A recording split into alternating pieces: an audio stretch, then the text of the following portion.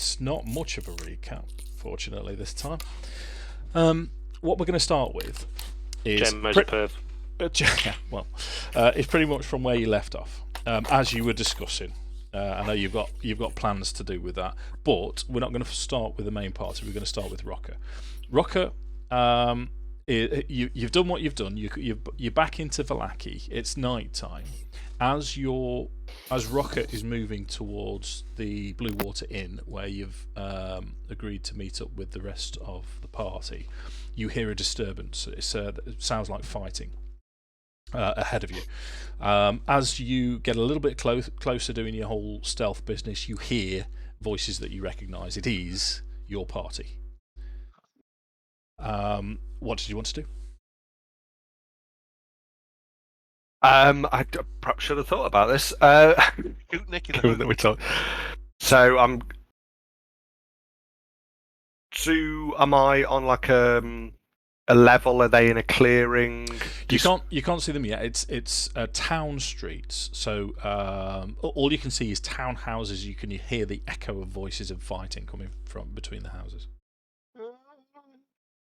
In Vallaki itself, that's in Vallaki, yeah. Right. Okay. So it's just at the point where I've heard them and I know it's my party. Yeah. So I sprint towards them as fast as I can, essentially, and try and pick up clues along the way to see if I can see any evidence of what's actually going on. Okay. Happened. What I'm going to give you then, as you round one corner, the fighting gets a lot closer. And as you come around the corner, you can see in front of you there's dead bodies. They look like, from the distance that you're at, it's a little bit difficult. In fact, let's have a first roll of the night. Let's have a perception check just to see what you can see.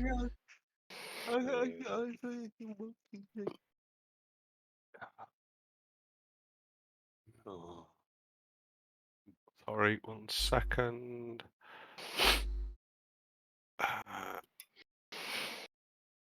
Need a little heart and a big Johnston. Quite a bit. Nice. That's a lot.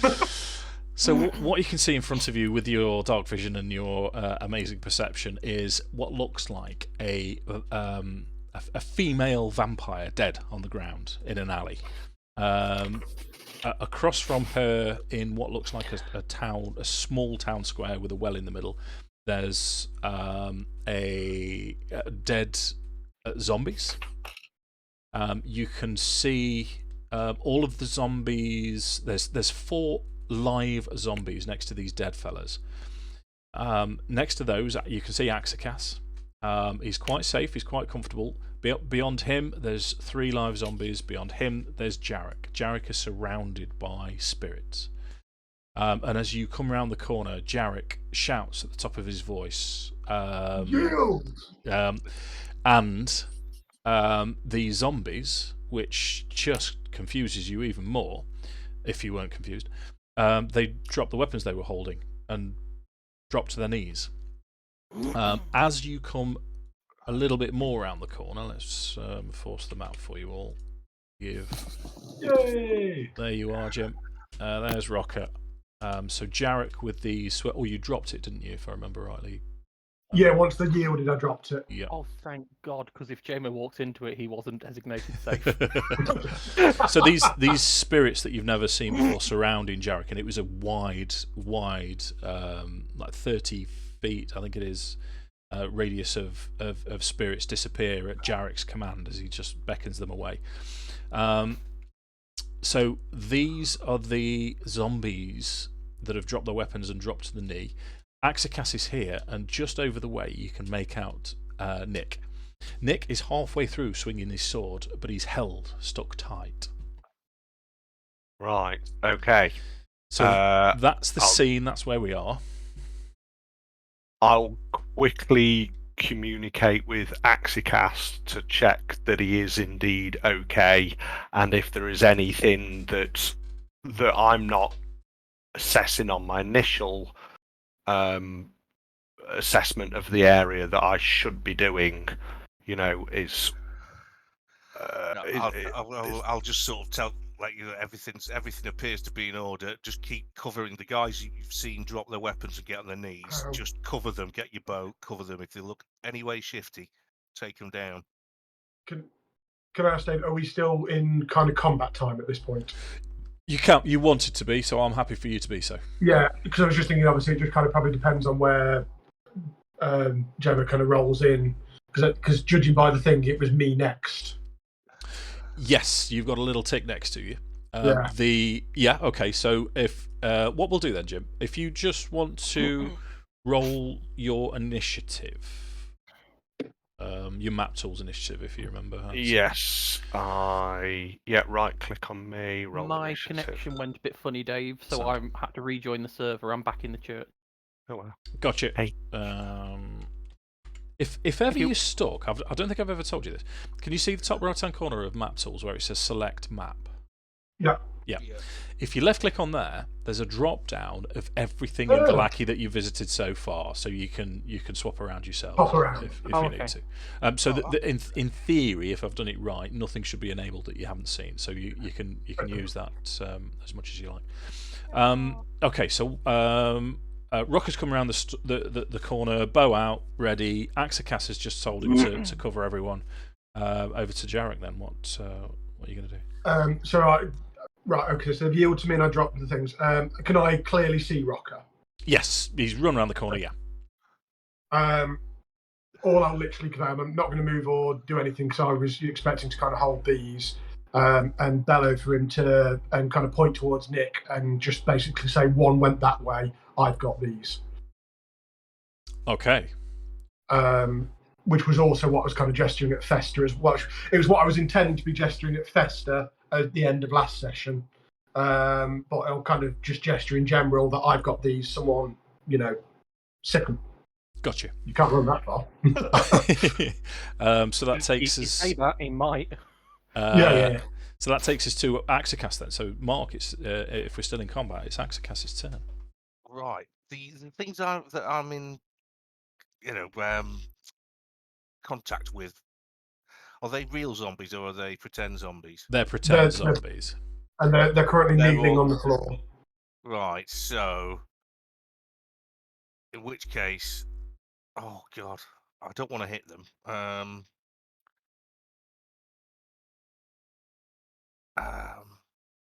Festa's there as well. Festa's just there as well. It's also pointing out we know that Jarek put them all to one.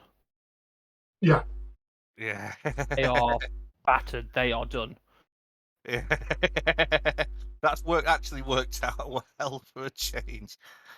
Right, I'll take it. I'm gonna move before. If I can see that Nik is sort of frozen, I'm gonna leg it over to. That's as far as I can get there where I am now. Okay. And just check if he's all right. He's not moving. He's paralysed.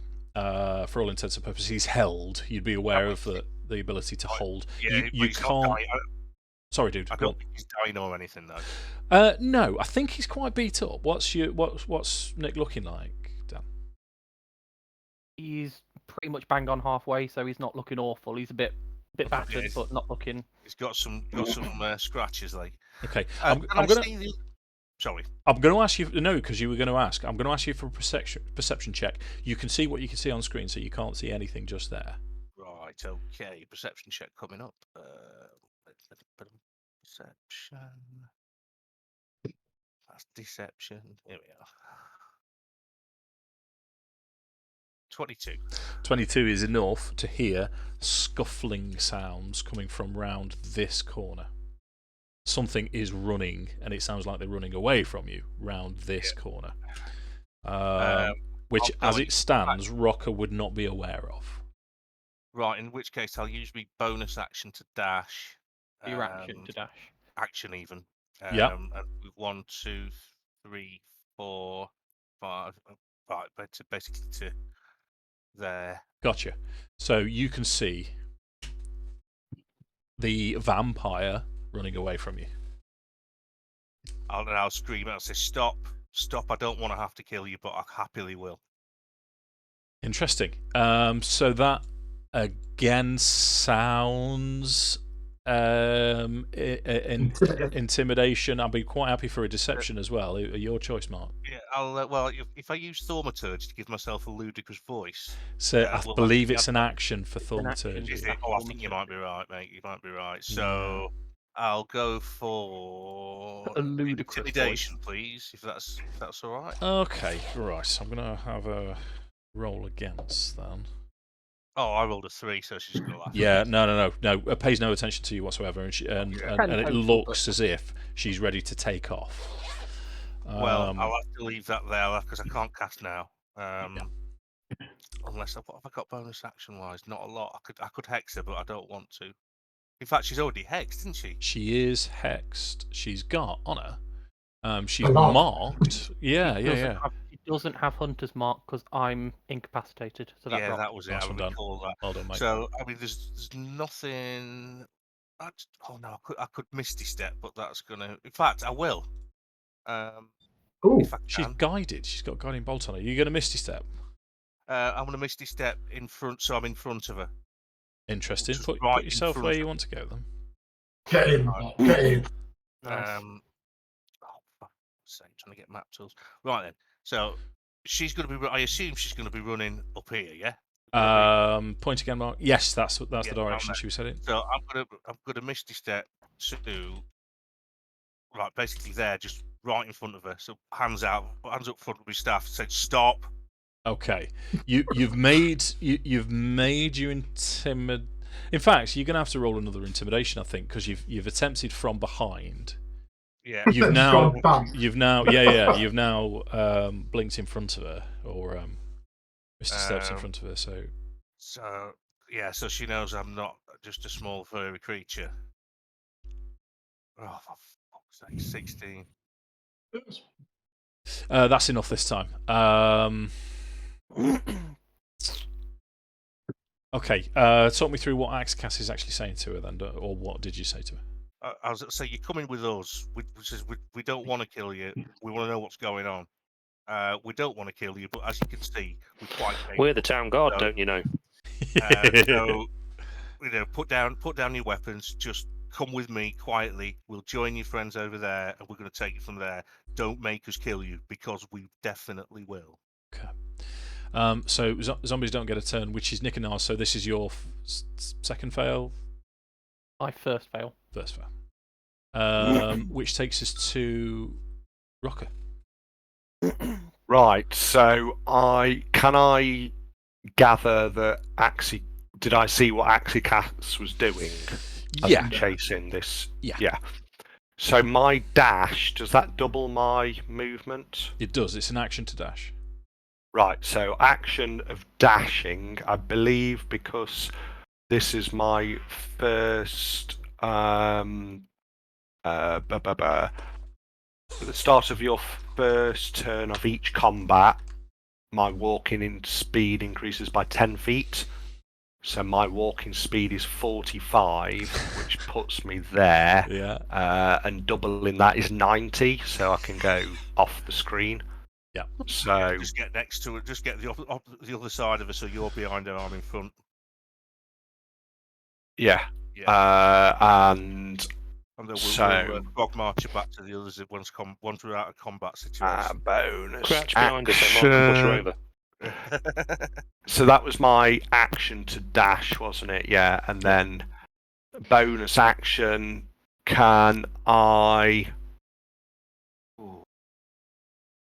I will. Tickler. What shall I try and do? Do I try and manhandle her or? Roy Keane tackle her. Yeah, what's my best move? Is this where Ted and Spike? Is she in the process of running? Yeah. As you've appeared around the corner, what you can see is Akxikas at the other side of her, and it looks as if she's almost skidded to a halt, and she looks as if she's in the process of running in the opposite direction, which would be straight towards you. Right, so this might seem a little adventurous, but as I'm running around. I see her indecision. I've heard the conversation and figure that intimidation perhaps isn't the way this is going to go. So I'm thinking I'm actually going to run, because I'm dashing, and presumably because I'm dashing at 90 feet, I'm going pretty quick. Pretty quick. Yeah. I'm going to That's pretty quick. rush past her and use my bow to take her legs from underneath her. Okay. So it's going to be a melee attack with your bow. So it's improvised, Mm-hmm. and it's a bonus action. Mm-hmm. So He's going to trip Mark over. yeah, don't roll a natural one. Oh. So we'll make an attack roll. I'm hoping this would be on acrobatics. If you take Mark out, Because I could use it. The bow is just something I have. I could use my hand, my feet, because of how fast I'm going. Yeah. they're all It literally they're all just improvised. it's a striking action out with my arm more than anything. I'm not firing or Yeah. Well, we can't cross the bounds into things that you can only do as an action. Okay. So you can't grapple her, you can't stop her, but you can make it. You can try and sort of damage her as such. It normally would be a short sword attack with your offhand, but I'm quite happy for flavour for it to be your hand or your bow. We'll say would do a little bit more damage. RKO her, that's it. Yeah, so it's non what you call it in damage, non-lethal. Yeah, but you're not going to get many bonuses to it. So what we'll say is make an attack roll. I'm just trying to figure out how to do this. It's improvised, isn't it? So you're not really getting your proficiency bonus. Doesn't he get surprised though because she was looking at me? No, she turned around. And well, I've got as if she was running. let's say I use my short sword, Go but on I'm then, using go the flat edge of it That seems fair. to just clap the back of the carve somewhere like that, just to knock her off balance, and that is one of my bonus actions. Go for it. What's that? I can't see it.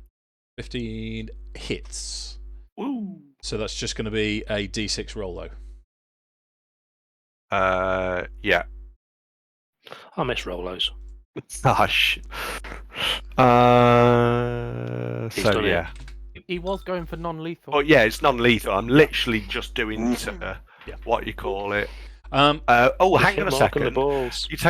If you take an attack action on that turn, you can make an additional weapon attack as part of that action. Hit him with the ball This swats. wasn't an attack action. you can. He's a Gloomstalker. Is my one? Oh wait a enough minute! to It's not dislodge her? It's non-lethal. It's not an He attack has- action. You've Yeah. not taken It's an not an attack attack action. action. Yeah, Right, yeah, it's a okay. bonus action. Bonus attack. Right. Sorry. However, what you can do, you can make another attack because you did have advantage because this vampire had guiding bolt on them. So just make another attack roll. And Using my short natural 20. sword. Short sword, yeah. The only difference it's going to make is if you roll a natural 20. Otherwise, it's just going to be exactly the same. Yeah, Yeah. so lower. Okay. That's- You've got her cornered though, so she's clearly panicked now. You can see that the mask that she's wearing and that the blood that's allegedly dribbling down her mouth. You're close enough to see that this is all fake. This isn't a vampire. This is just a woman dressed up. Right. Have I still got time to just quickly say something after that attack? Yeah, sure. To basically reiterate what Akxikas said. Look, just stop. We want to talk to you. We don't want to kill you, but if you give us no choice, then we will. Okay, that sounds as if you're trying to be reasonable then, which would be persuasion, Jim. Okay. Hoping not to have to be. The really charismatic ranger. Yeah. No, she wants to bolt. She wants to go. Yeah. That takes us Sorry, to Mark, Vesta then. yeah. Hello. Hello. God's sake. So I there. got 3. I got 3. Wow. Charismatic, So- I am not. They're round about there, aren't they, Dave? That's exactly where they are. Yes. I mean, I know I don't exactly know that. But... No, not at the minute. No.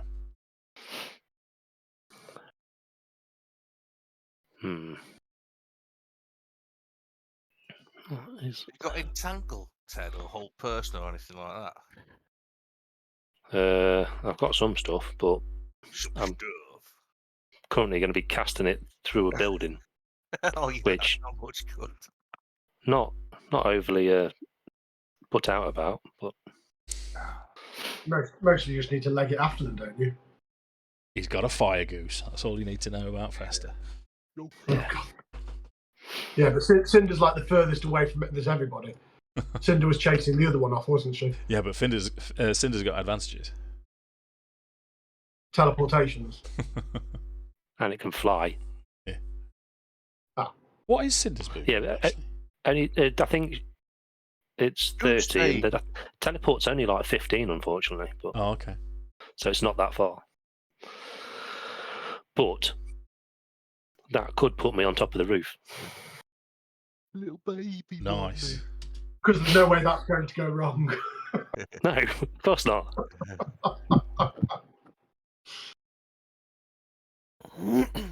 Just quickly checking my spells first before we I've got try a and total of 1 spell. drop the big elbow from the top of a roof. It's the most devastating move in D&D, apparently. It is. What, the people's What's elbow? Macho Man. Macho Man had the big elbow. One spell. I don't. I don't know.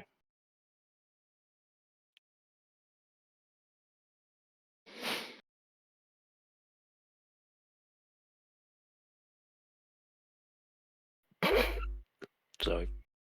Oh, No, I was just thinking I could potentially cast Spike Growth when I'm on top, but it just means the rest of you have to stay still for a while. Have you learnt Spike Growth? It's nasty. It's rubbish in Alaska, especially when you fight orcs, they just run through it to get you. It's not. I would say it's not terrible if it's area denial. It stops them running off at least. Big time. I don't think you can specify who it does and doesn't hit, though. No, No, that's what I mean. It hit them all, but Yeah, but it only does all they damage have to do to you. is not move, and it won't affect them. So I suppose I could then next turn teleport them out, but Or just stop concentrating when we've got them. Yeah, just drop concentration Right. when we're happy. Come on then, what's Fester doing? right. I'm making a weird noise. So Cinder can reach me. Yep. He's going to teleport me up onto the roof. Okay. I should hopefully be able to see from there, I'd have thought. Yeah, sure. Why not? Sounds fun.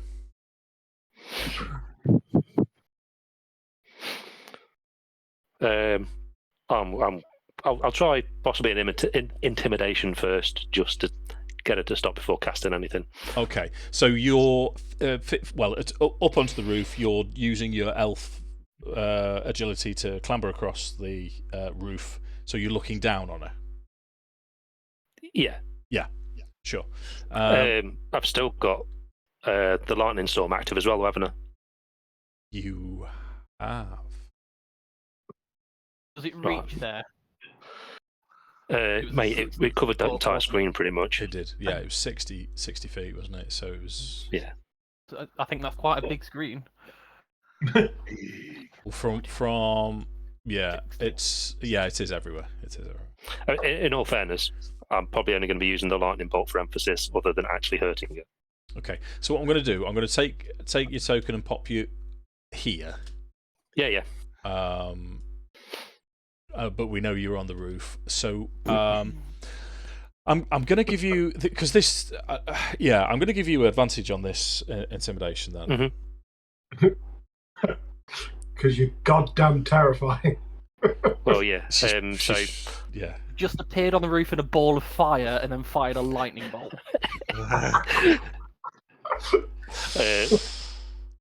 In me best Matt Berry voice, saying, "He said hold." and lightning just exploding around her. Okay. What I fair actually enough. what I actually said was yield. Yeah. So I want.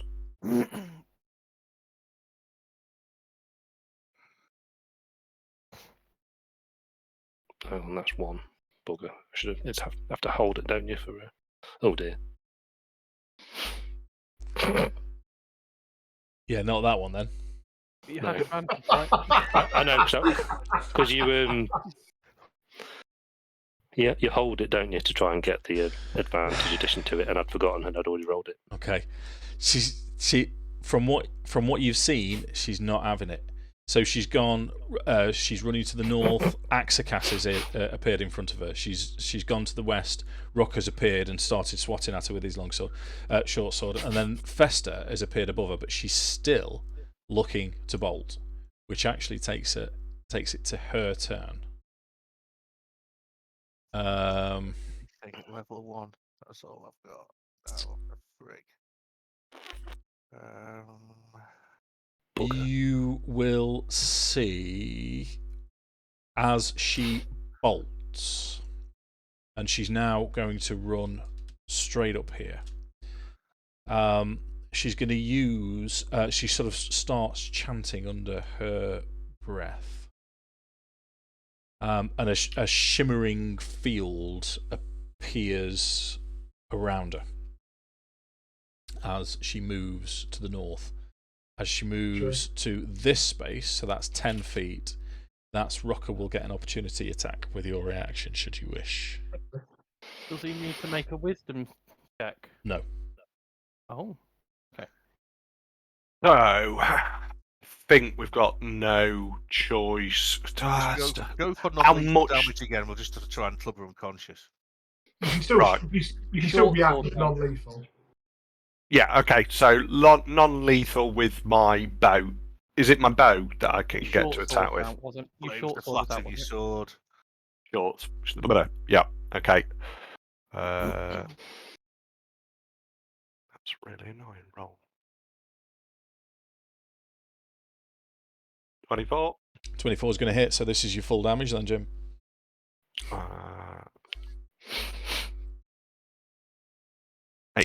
Is exactly what you need to knock her to 0 hit points, or in this case, unconscious. You're You're just going to pummel to the back of the head as she sets off. Yeah. I'll look at her on the floor and do the sort of cheeky Han Solo-esque from Endor shrug. I told you. As she skids across the floor in front of the bush. Okay, so what's the plan now then? You've captured what you've identified as possibly a leader, and you've got 4 of the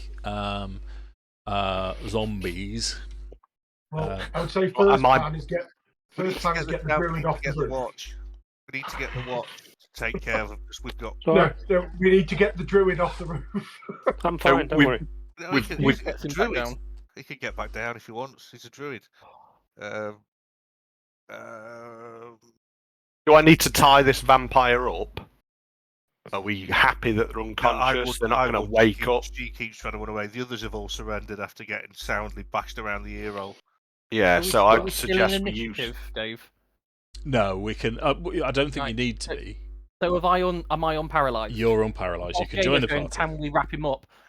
I picked up some manacles from the shop when we could pick anything, and I threw Certainly manacles did. to him. Yeah. Rather than Awesome. let's tie him up, let's just manacle her. Yeah. Manacles will do. That's a form of Restraint. tying up. Restraint, that's the word. Nice one, sir. I tell you what, I'm gonna. Okay, so She held me, didn't she? I'd happily drag her by the manacles. I've never heard them called that before. it's about this point where City Guard do actually start to turn up. Oh, of course they do. Yeah. That's handy. I'll shout. I'll shout. Guard. Corporal Knobs. Do we know him? Is it one of the ones with? Is it one of the ones we've been friendly with? Yeah, it's. I got on well with quite a few of them. This I is will one show that you my badge, but we're not registered till tomorrow. Yeah. This is one that you have seen before and has seen you. And as he comes around the corner, let's say there's 3 or 4 of them. The sort of sergeant, the person that looks in charge, he just stops straight away, and he looks around. He says, "Again." I dropped Yeah. the vampire again. I'll tell him exactly what's going on. You know what we know. Some of they've murdered a citizen. Point to the body. We caught them at that.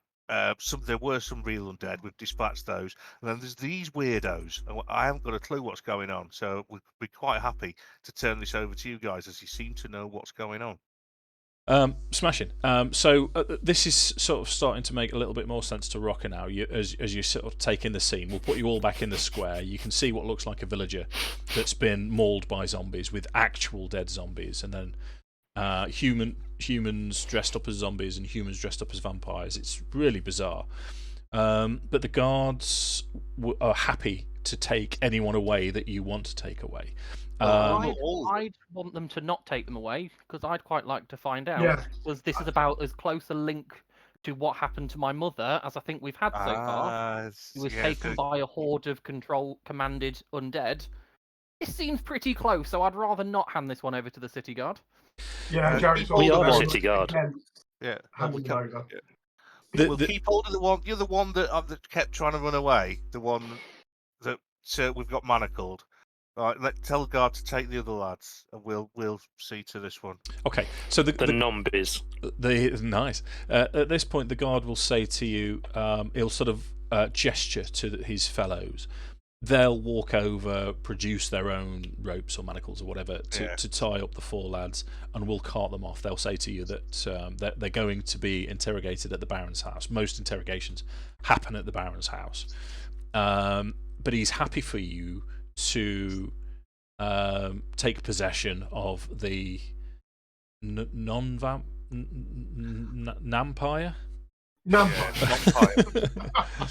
No, that just sounds like you're trying to burn someone's grandma. Vampire. What was that, Dad? Vampire. Yeah. So, and he also says so I'm leaving this vampire in this person in your charge. So if you're going to kill her, leave the body in that building. And he points towards a building to the side. It's unoccupied. I'll make sure someone comes round to collect the body tomorrow. If you're not going to kill her, she needs to be delivered to the Baron, to the Baron's mansion. Yeah, don't worry, we will. And he says, "I'll leave it with you, heroes of Vallaki." Yeah, I'll ask Dan why he wanted the vampire. The Baron's mansion? I'll say this to the guard. Is the Baron's mansion where the dungeons are, the jail cells? No, there's no such thing as jail cells in Vallaki. It's swift justice. The Baron does most of the interrogation himself. If it's not the Baron, it's normally Morrigan that does it. And then there's either swift justice. If there isn't swift justice, then they go to the stocks in the town square.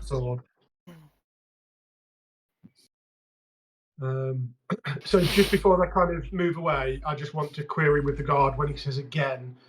Did he mean he's seen this before, or did he mean us? He says, "You guys, you've turned up, and you're saving lives left, right, and centre, and solving all of the town's problems." And then he sort of scratches his chin. And he says, "Mind you, there weren't that many problems before you turned up. But regardless, you're clearly dealing with the problems. In terms of this, I've never seen this before. I don't understand why someone would want to dress up as a devil spawn or as a zombie. This is the first time I've ever seen it." It's not the 31st of October, is it? They haven't got buckets. Oh.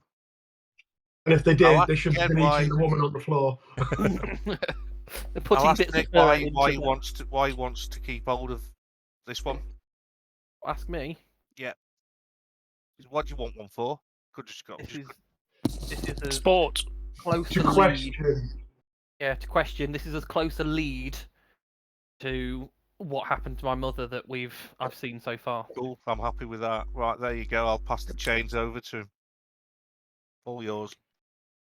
Okay, so you can see it is an abandoned house. It looks like it's been recently abandoned. There's still furnishings inside. There's It's run down. There's more dust than you'd expect, and cobwebs, and there's no lighting whatsoever. But it's secluded. It's out of the way. There's several chairs. You can do what you want. It's basically an indoor house in Barovia. You can create of it what you will. Oh, are we just going to interrogate her indoors, completely out of the? Just take her into that house and. Okay. Yeah. Is there a wooden pillar in the middle of the room or anywhere that we can just manacle her around so she can't leave? Yes. Okay.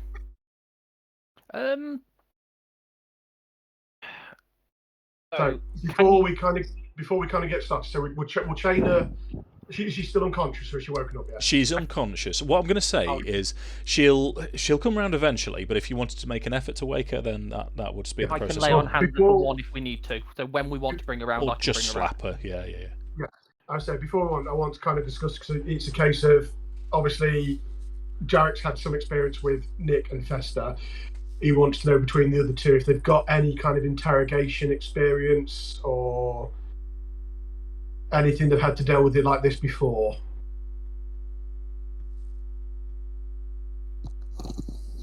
So that's Akxikas and Rokkr. I've never dealt with this sort of thing before, really. I mean, I did work on my scary face to try and make people leave me alone, but I've not got any interrogation experience, so to speak. So Jarek has some days in the military to a degree, as being present in questioning and everything. So he's happy for. I'm more than happy for other suggestions, but what he was basically going to suggest is. Luckily, I've still got enough casting left. So I've got a Zone of Truth memorised. So I know I've got one you're casting slot left. I'm happy with that. So would she be more likely to fail if she's unconscious, or has she got to hear? We're gonna have to wait, I think, till she comes around. So what I was going to suggest, because Rokkr with his hood up looks reasonably intimidating anyway, to kind of just stand and glare, as it were. Akxikas, last time with you, did the thing with your eyes to enhance the devil look, so something along those lines. If Nick, do you feel comfortable doing the questioning if I maintain the Zone of Truth? And well, I mean, concentrating on it doesn't mean you're constantly chanting. You can still completely.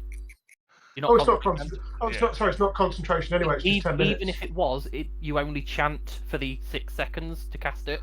After that, your voice is free. It's just an effect that maintains. Right. Well, let's bring it on then. So I think we've done what we're doing. I'm going to drop my last spell slot as a where is it? Level 1. Healing word on the biatch. I was gonna. Before you do that, I was going to just lay on hands to bring it back to 1 rather than 7. It makes no difference, yeah. I do have a disguise self. As clown. Strahd. You've not seen him yet. Oh, right. No. Hexadin. The brooding silence. Hexadin, you could be. Not sure actually I'd feel comfortable doing that. Is there another vampire spawn outside you could go into and pretend we've captured 2? And here's the other problem. I'm just going to throw this into the mix because it sounds like you're getting ready. I know you want to use your disguise self, Jim, but you're going to have to do the interrogation then. Thanks very much. You're welcome, mate. Not necessarily. Okay, all right. Go on then. Carry on. Sorry, I was interfering. Not necessarily. Ignore me. If Rokkr can successfully disguise self as one of the vampires from outside, and we can do a mock interrogation on him. We can do a mock interrogation and we can bind Rokkr to a chair or pretend to bind him to a chair and just have him kind of slumped unconscious. And we can then say, well, that one's already answered some questions. If your answers don't match, disguise self. So be it. Also make clothes. Yeah, we've got Zone of Truth, haven't we? You've got your Zone of Truth thing, so you can tell if she's lying anyway. We can, but that gives her encouragement not to lie as well. Fair enough.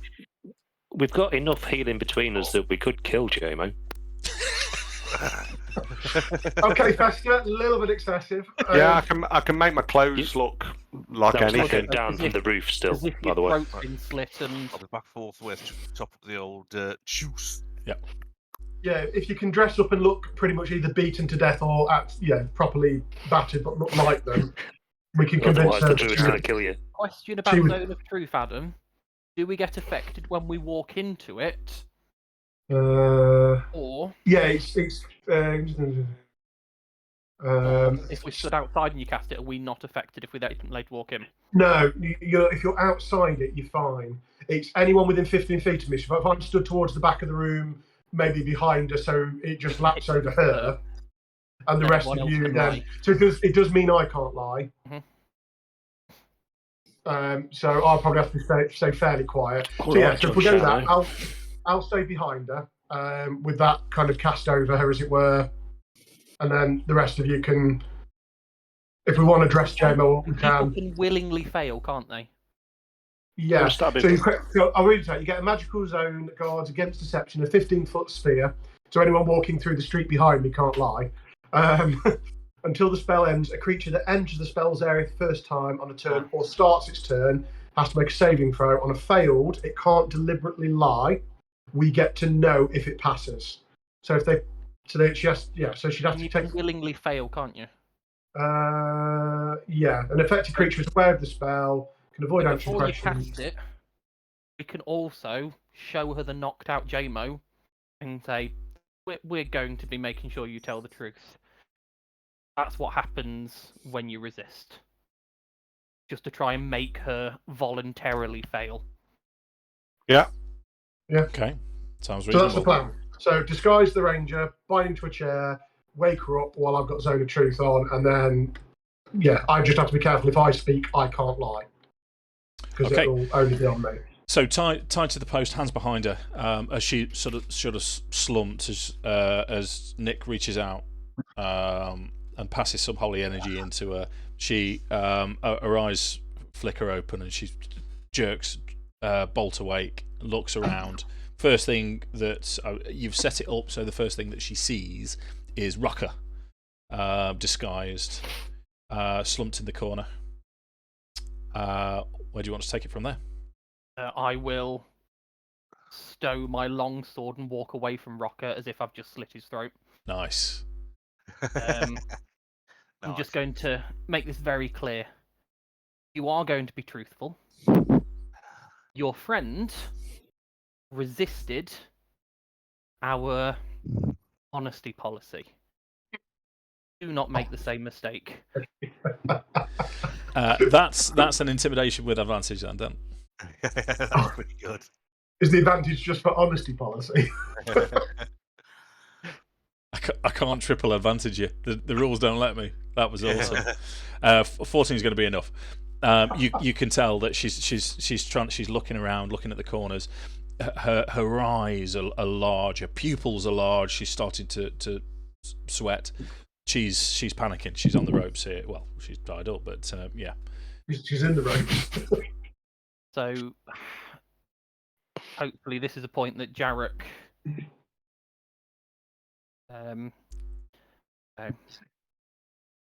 Let the energy take you. She'll start saying, "What do you want? What do you want from me?" I turn to Jarek. Has she complied? I need a charisma check on her. Or willing. Well, she was told to willingly. Yeah, she can either choose to fail or she's got a 15 DC charisma check that I'll know if she passes or fails. So does she know that there's a magical effect on her? I've told her she's about to be hit with. Right. Okay. I've told her to not resist. Gotcha. That's what the intimidation was. It was telling her to auto fail effectively. So do you want me to make a show of it as I cast it to walk past her saying, I don't know, that the truth comes from you and kind of walk past chanting? Well, given the situation, obviously I need to take into account what this woman's motivation is. I've expressed a disadvantage on a roll, but she was trying to resist it, and she has failed to resist it. So she can't lie for now. Yeah. How long does that not lying last for? Well, it says this lasts for 10 minutes. On a failed save, the creature can't speak a deliberate lie while in the radius. So for the full 10 minutes. Okay, you got it. Nice. So she can deliberately dodge around the truth, but she can't lie. Okay. Yeah, can't tell an actual deliberate lie. So I'm also going to point out you've been hit by my friend and gesture to Jarek. He hits hard. I'm going to tell you something now. He is incapable of killing. He can keep hitting. Forever. Well, till his arm gets tired. It's quite a nice intimidation tactic, and you know I cannot lie. What do you want? What do you want from me? She'll say. Who sent you?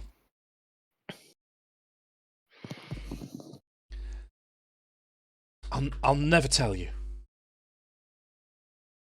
Not a lie. I'm going to cast command. Okay. That'll do it. And Right. shout answer. Okay. Your DC is spells 15. Wisdom? And I'll double check for you.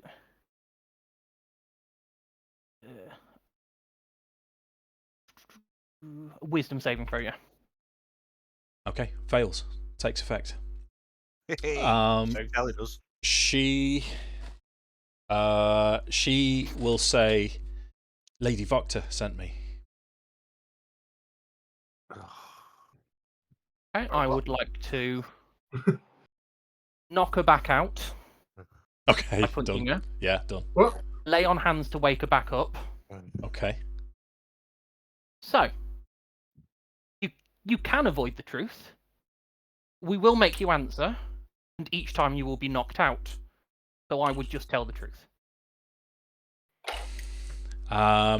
Okay. It's getting to the point now where she, with everything that you guys are doing, you're putting enough into this that she starts to believe you.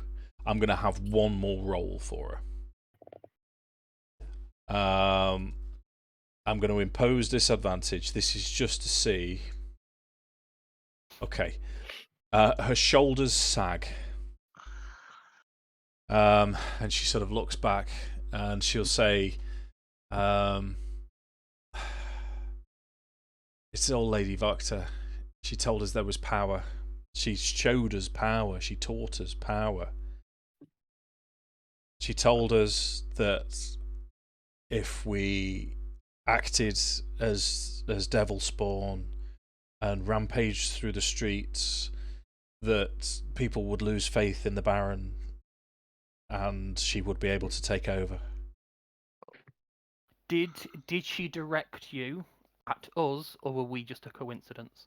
This is the first time that we've been out. This is the first time that any of us have done anything like this.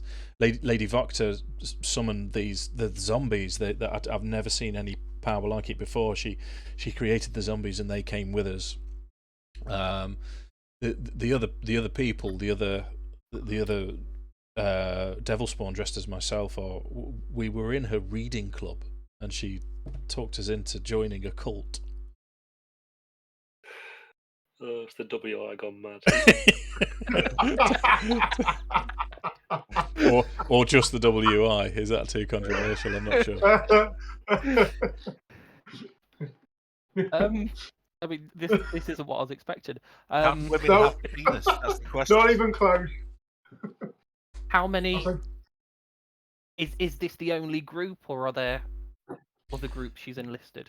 I know of two other groups. I believe she was recruiting in the town, recruiting heavily. She's been doing so for many years, but I don't think anyone else of the other groups, I don't think they would know anything about this. Why did you let the zombies kill that person? Well, they kind of got out of control, and then it was just too late. We had to go with it. Okay. So please, I have got a family. I mean, we just wanted some order, something to believe in, and Lady Vokkr can rule the town better than that idiot Baron. Has she divulged any other conspiracy thoughts or plans we should be aware not to accidentally walk into. I know nothing else.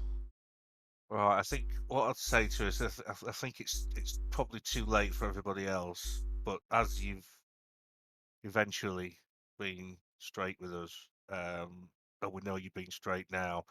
I mean, we are a democracy here. I would, for one, I vote we tell the Baron we killed it. We'll figure out something to work out why there's no corpse, and let her go. But so you would have to leave town and not come back. I mean, you could head to Barovia. You could head. But I'll kind of walk away to the corner of the room and gesture Akxikas to follow me. Yeah, I'll follow. Love the ploy of democracy. Love it. However, until we've made the vote, don't tell the person we're interrogating they're going to be okay. Right, all right then. Because he's probably going to be a little bit less worried and going to tell us things now that you've just promised she's going to be okay. Well, I did promise. Hey, good talk. I'll walk back over. As they turn back round, Akxikas will probably realise Jarek is glaring at him. I'll shrug. Don't shrug. Oh. She'll say in response, she'll say, "Yeah, no, bless you.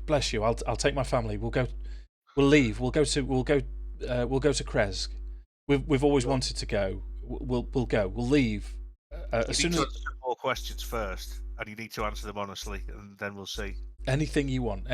Just as long as I can get back to my family and take my boys and my husband. Just a boys, I'll say, not a husband. Yeah. Take my boys with me. Finish the questions. We'll know if she's lying. We need to discuss your fate, and can we all kind of have a whispered discussion of what's going to happen away from her, just so that we're nice. Yeah. Then like get Jarek back in for. Remember, you can't lie right now. Oh, we're going to be whispering in the corner. Oh yeah, you might want to lie to each other. It depends if we fail it. Oh yeah, everyone's got to take a test. Is this a wisdom? Charisma. Charisma saving throw. Charisma 15, I think. You all have to take one just in case you decide you want to lie. I'm currently still on the roof, so DC 15. Yeah. I held it by 1 with my +8. Oh, well, I've got to be truthful. Okay, Ted's doing his Fester's doing his Batman impression on the roof. Yeah. Oh, is Cinder on something he's not sure how to get down? No, Cinder's behind me with the wings spread out. I look quite intimidating. Can I go out to Ted and call up to him, going? Shout up the chimney. Can you bring in one of the bodies of the spare vampire spawn? Eggplant. Assuming the guards aren't collecting them up, but they took people away. Can you bring one of the vampire spawn into the building? I mean, this is kind of getting at what Akxikas was going to say, because it was an idea I had, so that we can leave a body for the guards to find in the morning. Gotcha. And before he brings me in, I'm going to double check it's not the one that JMO's pretending to be. So there were 4 initially, weren't there? Yeah. So one got away. One got away. Yeah. So fine. Yeah. The one that JMO isn't. Yeah. The other 2 were a little bit charred. They were. That's fine. Yeah, they got goosed. No, one of them isn't lighted. charred. One of them got hit by Eldritch Blast because I took it out. The one in the top right corner. So our discussion. What's the plan here? I mean, I know we weren't a fan of the Baron. Does that mean we do want Lady Vector to succeed? However, I'm not sure on this necromancy. I'd be Is she quite just the happy lesser for of 2 evils? I'd be quite happy for it to succeed, just so we could try and break my sister out from underneath the Baron's thrall. But I don't know what we'll be able to do. But I would be quite happy personally to see. I don't like the necromancy element. However, if there is going to be someone in charge of this city, and it's not me, is it better if it is someone that is thankful and grateful for what we've done, rather than someone that is commanding us and telling us what to do. Yes, We'll that's not listen what I to was reason. thinking. And as I say before, I'll just reiterate, when as far as anyone that knows, we're all quite happy to be part of the guard. We're looking forward to moving into our new quarters. It's all going to be great, even though we know full well that isn't what's going to happen. I whisper to Jarek, "Can Akxikas lie?" No, I failed on purpose. Oh, okay. He specifically said. Okay, in which case, turn to Akxikas going, "Does your sister eat the heads of her partners?" No. I thought so. Just wanted to clarify.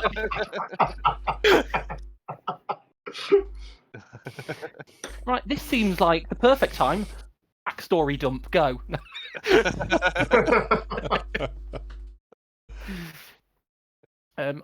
Yeah, Fester's, unless Fester's joined carry us on now. like chunk in the Goonies. Why not? I'm not going to question you this in the aura of truth. I'll ask you about Stent at another time. Oh, I don't think I was in the thing. Well, it wasn't about the aura of truth, but it's not something we need to know now. It's not something I need to ask whilst you're unable to lie. It's a normal conversation. That's fine. So, what do we want to do with her? If we want Lady Vokkr to succeed, then surely our best course of action is let this lady return and continue the plan of terror. However, maybe paying Lady Vokkr a visit and we can pay Lady Vokkr a visit, but I think that this less girl casualties. needs to go with her family to somewhere safe. We definitely should go and see Lady Vokkr, but we'll have to do that. The child is essentially an idiot for being taken in by this. I don't think we should just let her go. No, we should probably escort them out of the city, but we're leaving first thing in the morning, someone. Because there's a good chance that she will just fucking run off and tell. Well, the other option would be, therefore, take her to Lady Vokkr with us to say that know what she's doing. Violence. Under the truth code, she said she'd take her family and leave. She said where she was going to go. I would say she will. But that doesn't mean she'll do it straight away. Yeah. So we do need to just ask her: is she going to talk to anyone else over this, or is she going to be leaving and going straight away? But other than that, it maybe take her with us, because when we speak to Lady Vokkr, I mean, she definitely seems the, in theory, voice of sense and reason, but her methods, if she wants our assistance, must stop. Yeah. Because, civilians are going to die over her play for power. Wayward zombies. I mean, new information is, I think we're inclined to assist her, but in a kind of manner. Way, as opposed to a big fair baboon way. So now we can look at the democracy. So are we saying we leave one of the other bodies here to make it look like we did? Yes. All I know is we've only got 3 minutes left of the truth zone. I vote yay. So the plan is to leave a body here, take her back to Lady Vokkr. I'm dead in the corner, so I can't really join in on this. You're fine. At the end, you're just going to get up and scare the crap out of her. That's going to be fun. I thought that about 30 seconds ago. I self-left last. So literally, it'll just be a case of Rokkr, rise, you get up, and she's like, "Oh!" How long does this guy self-last? It's not indefinitely. I think it's a long That's time. also 10 minutes. That will fade before the zone of truth. That's due to fade about now. So 1 hour. So okay, we're fine. Unfortunately, the lightning storm stopped, I believe. But what are you going to do? Ted just spent the remainder of it just going.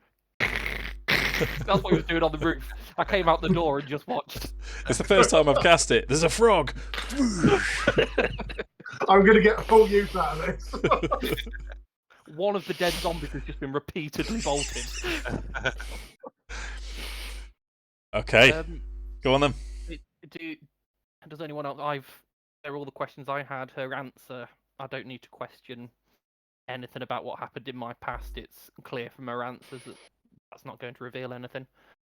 Does anyone else have anything they want to ask before she's not guaranteed amicable? Well, she can't lie.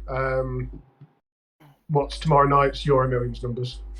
If only. Augury only lasts for 30 minutes, I think. So yeah, you know, got that. No, I don't think so. I think that's kind of covered everything. I think we've butchered it. It's just literally whether we. Oh no, is she going to be speaking to anyone else about this? Impress the need that, you know, if she doesn't want to be seeing us again. Yeah, I'm happy for at this point. You've covered your bases there for anything that I could think of. In terms of that, she would respond, yes, I'll talk to Lady Voktr, and you sort of persuade her in any way you like to not do that. And she's like, no, okay, I'll go straight home to my boys.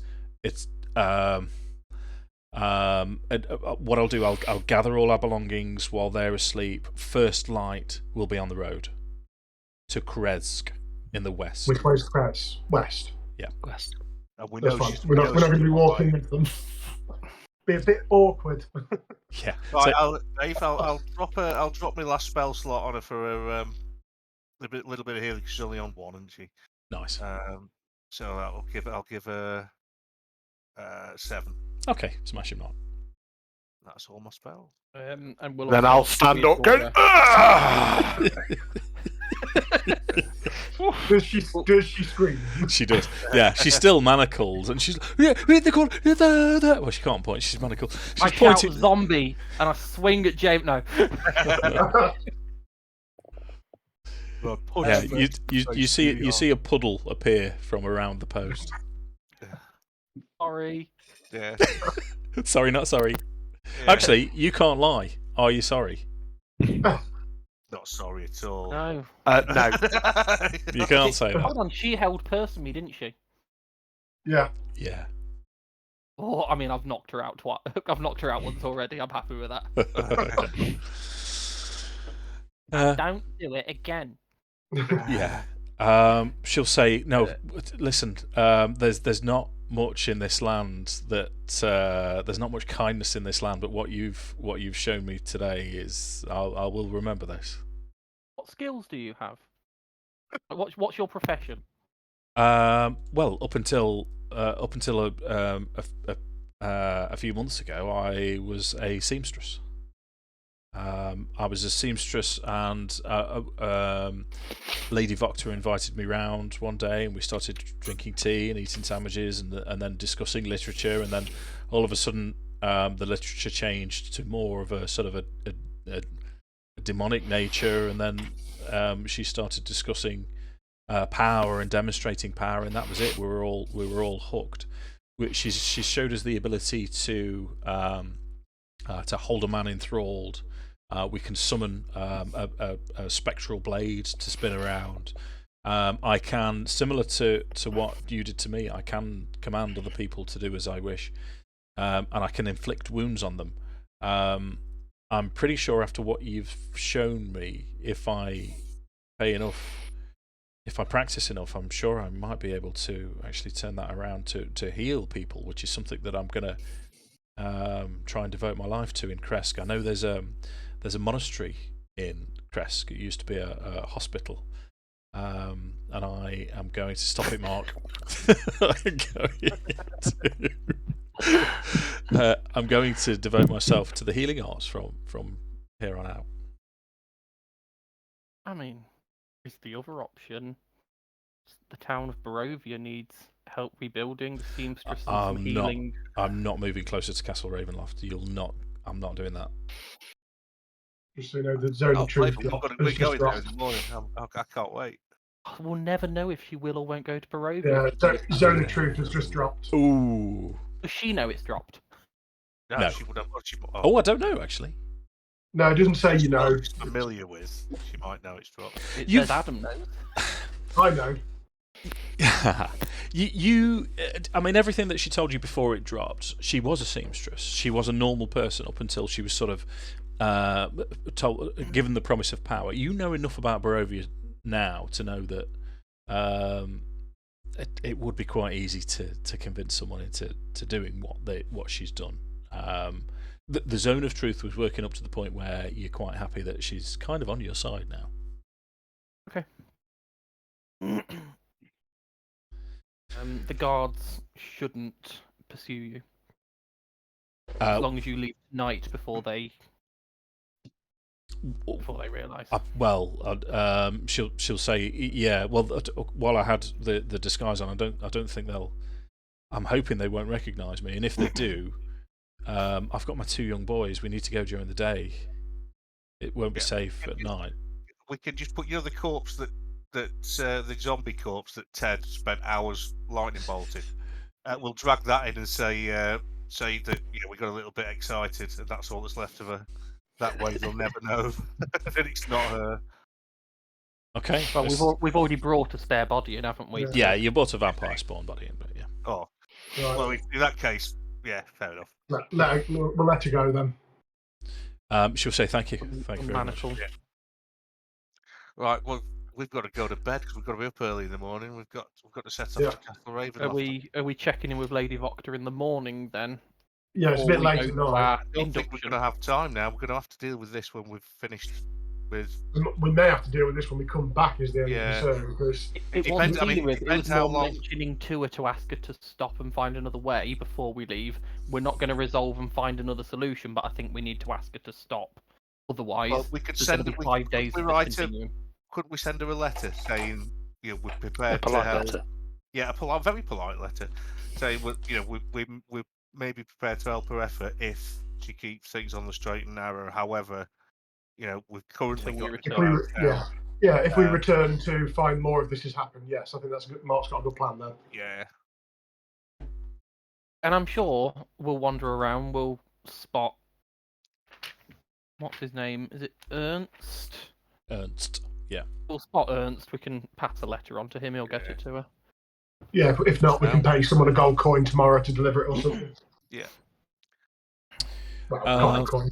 Are we heading for bed?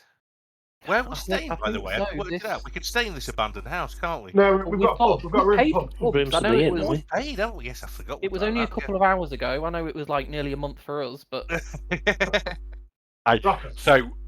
Right. Guys, I'm back. Hi. Anything exciting happen? Anything exciting? Well, no. The camp was much as expected. There's not much interaction between the two races. However, I did come across something that told you it was a perv. Might make you sleep better. I saw our wonderful friend, the hag Morgantha. I was able to sneak over and find the vials of blood that she'd taken from us. Now, all she has is 5 vials of boar blood, not our blood. And a soul. That's good going. That's some good work. That is. And I snuck out, not a mark to be found. So we may have an angry hag. Well, because otherwise you were not returning to us. In a slight break to Garrett's stoic nature, I'm gonna, pretty much hug Rokkr. Yeah. And I'm gonna just be like, okay. And then kind of, hold him on the shoulders and just go, well done. And that's all good. We're liking this. Then ask what has he done? What has he done with the blood? The blood has been discarded nearby. No chance of retrieval. And the vials that you replace them with, I mean, obviously she might know or from some other way, but visibly, would you know from looking? Visibly, no. So there may be a chance that the hags don't know they've lost the control over us. Until they scry and eating grass. Well, the thing that is dead, the blood. So do they see the past or the present when they scry? Well, present, isn't it? Well, it depends. We don't know how often they're scrying on us to know if that's going to be a thing. Yeah, we'll do it. For now, I think the consequences are better than the actual them having the blood. How much would we know about scrying without blood magic? Should we have a group Arcana check then, just to the sum of your collective knowledge? Jarek knows bugger all. I'll give myself a D4. Okay, dude. I'm not doing too shabby. That's all right. I suppose I could have guided myself, but I don't think it would really help when you roll a 1. I am not very arcane. Ooh, okay, just you still on the room? Who's left? Akxikas, righto. Well, I've got a 21 before my D4. Yeah, that's fine. So collectively between you, scry. So you. That's a pretty good roll, actually. 24. 24 total. Scrying is if you have a sample of DNA as we know it, then it's quite accurate. If you haven't, then it isn't. Well, not as accurate, but you can still scry. And it's looking. I believe I might need to double check this myself. It's seeing what's happening right now. Yeah, and if this is how it's working in this, isn't scrying with the DNA, we can't save against it. Auto happens. Is there now a save we make, so we might know if something is trying to scry on us? You know what? I'm gonna have a look and scry. I'm just going off Critical Role Campaign 2, where they did have blood scrying and non-blood scrying, and there were saving throws and. Okay. I was under the impression that scrying is automatic. It's the. Oh no, there is a save modifier. Okay, right. But now they've not got our blood. It's whether you make the checks for us in secret, and if we pass, or if we fail, we don't know. But if we saved, we would know someone's tried to scry on us.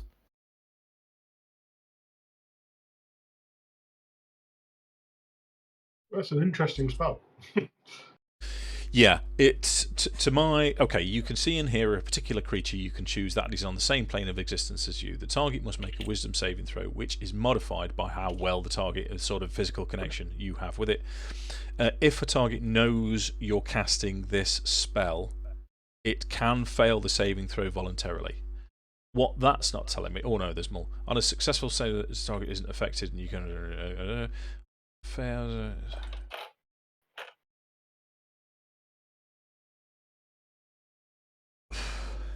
Does it not say we're aware we've been tried to scry? No. There's nothing in there that says no, you'd be aware, so I would roll it. Yeah. What I am going to tell you, because it's a good roll, is if they're able to scry, they've got 5 targets to scry. So even if they fail with one, if one of you, your innate ability to resist it functions, move to the next one as long as they're able to. So the likelihood is I would work on the premise that they're still able to. Yeah. Right. Well, in that case, is it bedtime and up and early for Castle Ravenloft? Yeah, I think so. I mean, until I get to high enough level paladin, then they might have a trouble getting past those saves. Yeah. Very true. As long as you all sleep in the same room. So. Whilst they sleep, they're not going to get too much info. It's what when we're awake, we don't want them to watch. Yeah. So back to. I don't want to watch them sleeping. That's creepy. Back to the Blue Water Inn then. So as you arrive, Unwin's there waiting for you. It is late, but you know they're used to late nights and early starts. So he gestures you in, says, sees that you're sort of a little bit battered as opposed to when you went out. He says, "Oh, gentlemen, you, crikey, can I get you anything? Is there anything you need?" What's the phrase? All is good. All is well. All is well. As you say that, he cringes a bit and looks at you, and he can. I'm assuming that he can see a wry smile when you say it. If he starts looking a bit as if he doesn't like the Baron, I will give him a wink and a smile and. Yeah. He taps you on the shoulder and says, "I tell you what, chaps, you get yourself upstairs. I'll send up some warm milk. Yeah. Cookies, can we have And cookies any as well? hummus substitute. What's that, We Mark? may have need for it. Cookies, and in case the mayor kicks off, we might need some hummus. But he hasn't got any hummus. I don't think chickpeas would grow in Barovia, if I'm honest with you. But yeah, let's fast forward this bit. Long rest then, chaps. I'm going to talk you through very briefly the nightmares that you've been having. In fact, I'm going to ask: have they changed since we last discussed them? Anyone having any different sort of nightmares? Not to my knowledge. It's still that dream of my going to the camp where my mother was dead, her dying in my arms, and then kind of cutting down hordes of undead, and again seeing a flash of the banner, the sigil of whichever group it was, because it was an organised group. Yeah. And as long as I've not seen that symbol anywhere in our travels, then the dream should be unchanged. If I have seen the symbol, nope, then something might change. No, not seen. Okay. So I'll say I'll go round then. So Akxikas, anything changed with Akxikas? Unless I've had any vision dreams that have been still the same. I've been pursued by something that I don't know what it is, but I'm starting to. The only difference would be I'm starting to think I might know what it is, but I still don't know. Sure. So Jarek, any changes? No, mine's still much the same, which I haven't actually gone through yet, but yeah. No, that's fine, mate. That's fine. I'm all for campsite chats. I mean, that's the other thing. So Rokkr, any change with your dream? No, and then Fester. No, pal. Okay, so it is sort of campsite chat time now, or is it straight to bed, milk and cookies, and then get up in the morning? Or I think it'll be quite nice to start a new day. With anything, because about time. What did you say? Six sessions, one day. I did say last session that before I went to bed, I was going to write in my book. Yeah. Who is this? Is this Saloon? No response. So you wake up bright and early. Click your long rest button then. Disturbed sleep, the usual Barovian disturbed sleep, but nothing majorly untoward. It's bright and early. You have, to my knowledge, now 3 days until your deadline with the hags is up, and 4 days until the festival. Who cares about the hags? I thought, bearing in mind it was yesterday, Yeah. everything was yesterday. The festival was in 6 days' time because my sword was ready in 7 days, and that was the day after the festival. So we had 6 days from yesterday until the festival. So now 5. Gotcha. Yes. Yeah. I think we timed it, so it's meant to be about 2.5 days there. Yeah, because we should have been able to get there and back in time for the festival, was the original timings. Sure. So, jobs today before we head out. Visit Lady Vokkr, have our inauguration ceremony, and have our first mission of leave town and do your shit. No, we were just leaving right off the bat. Yeah, I thought we've got no. We were leaving right off the bat. We were sending trying to send the letter to Lady Vokkr. Yeah. We told Akxikas' sister we wouldn't be there for the ceremony because of what the issue with the hags and the timescale we were on, and she said she would speak to the mayor about it. Yeah, basically, she told us if we can't make it, never to come back. She said if we can't make the festival, never to come back. As I would quite like to make it back for then. Yeah, I would too. I've got a sword on the way. Speaking of the sword, by the time we're back, I need 50 gold from somewhere. I have a down payment on a sword that's 50 gold short. I gave the bag of holding away, didn't I? So I don't have it anymore. I've got it. So, the smell of bacon wakes you up bright and early. Wine. Well, here's a quick challenge. Try to say the word beer can, as in, a can of beer, without sounding like a Jamaican saying bacon. Go on. You can't. That's similar to Vic and Bob, where he'd got a little package, and he said to one of the contestants on what was the Dove from Above program? Shooting Stars. And he threw it over and said, "Catch it." And the person catch it. And he said, "Catch it? What are you on about?" Catch it. Opened it, and inside there was some catch it. It's just me. Right. So again, I'm happy to move. I'm happy to move through the rest of the bits and pieces in Vallaki if you just want to get on the road. Yeah, Mark had said what he's putting in the letter, and we're getting that to Lady Vector. I think it was heading out, wasn't it? Otherwise we're not going to get back in time for the festival. No, I think we can comfortably maybe just drop the barman a silver piece to have the letter delivered. He feels like with how his reaction to us was last night, I feel like we can extend a little bit of trust there to have that delivered to Lady Vector. Okay. In response to all of this, he'll say the Vector boys drink in here regularly. Nikolai and have they got a bus? I've got family tree in the back of my book. Nikolai, Junior, and Carl. Thank you. So I can give the letter to them. I've marked off a gold, Dave, for the. I just marked off a silver. I'll have that back then. All right. I wasn't going to give him that much. Jeez. Done. I'll put it back on.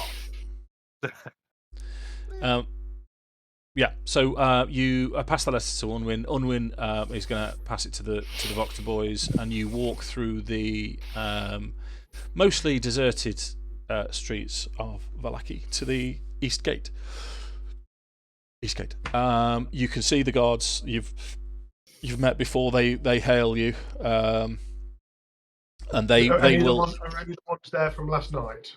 No, that would have been the night before, wouldn't it? Yeah. Yeah. Can I literally just on our way just ask if they know anything about the men that were taken up to the barons as to what happened, or?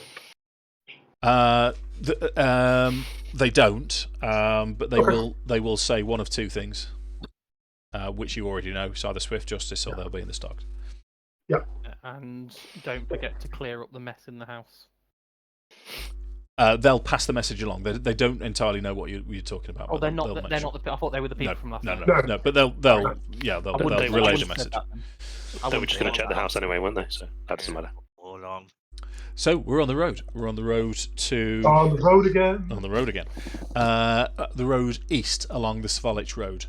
You've planned your journey to, if you walk a decent march, a forced march through the whole of the day, you'll get to the entrance to the road which leads to the windmill at the end of tonight. I don't want to camp by the windmill. Is the windmill the halfway point? If we don't get as far as the windmill, are we not gonna make it to Strahd? The windmill it's slightly over 2/3 of the way there. In fact, that's the big. This is the biggest part of the journey, so you could slow down slightly. Yeah, it's ideally not wanting to camp close to the windmill just in case, but okay. Either carrying on into the night a bit to overshoot, or stopping early and fall short. Gotcha. It's where we're going to camp otherwise, because it's Barovia, so we don't want to just have a normal. Yeah, but we're not going to camp at the windmill after what we've just been told. Just before we've left the town, Dave. Yeah. Was there any chance of getting a cart that could fit 4 people on? Possibly. Rick Tavio has. We can take. Well, no, that's Rick Tavio's though, isn't it? We'll say there are carts in Avasek's stockyard that he rents out. Okay. Mama. Thinking I could turn myself into a chonking big horse and get somewhere quicker. Nice. Can you do that? It's Well, wild shape. Wild shape, isn't it? If a Shire horse is 1/4 CR or less, I have to imagine a Shire horse is a 1/4 challenge rating, and Ted can turn into currently any 1/4 challenge rating or less creature that can't swim or fly. Percy, the porcelain chips. A draft horse is 1/4. Yeah.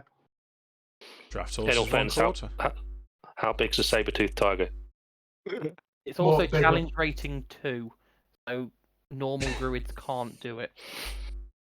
Unfortunately, only moon druids can reach thingy 2.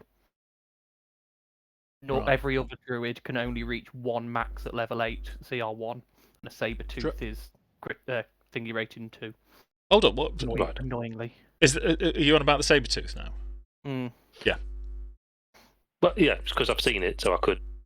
But obviously, the way I just thought it might be funny to have a saber-tooth drawn crop. The way the druid works, your subclass, I don't think ever gets to turn into a saber-tooth. I think it's too complex for.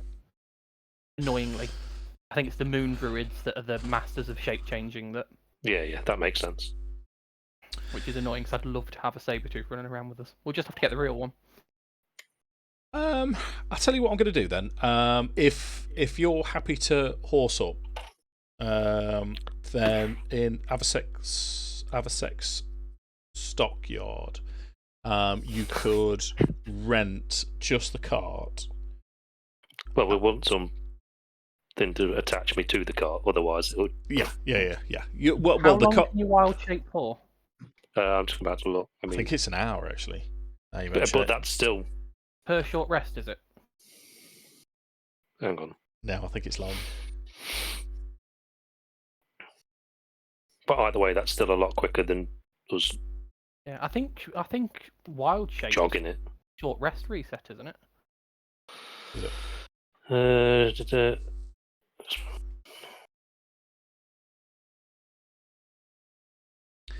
D&D Beyond research.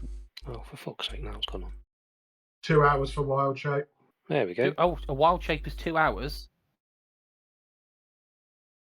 You get it back on a short rest. Twice per short rest. So I can do it twice. 4 hours. Number of hours is half your druid level rounded up. You're level 5, aren't you? 5. Yeah.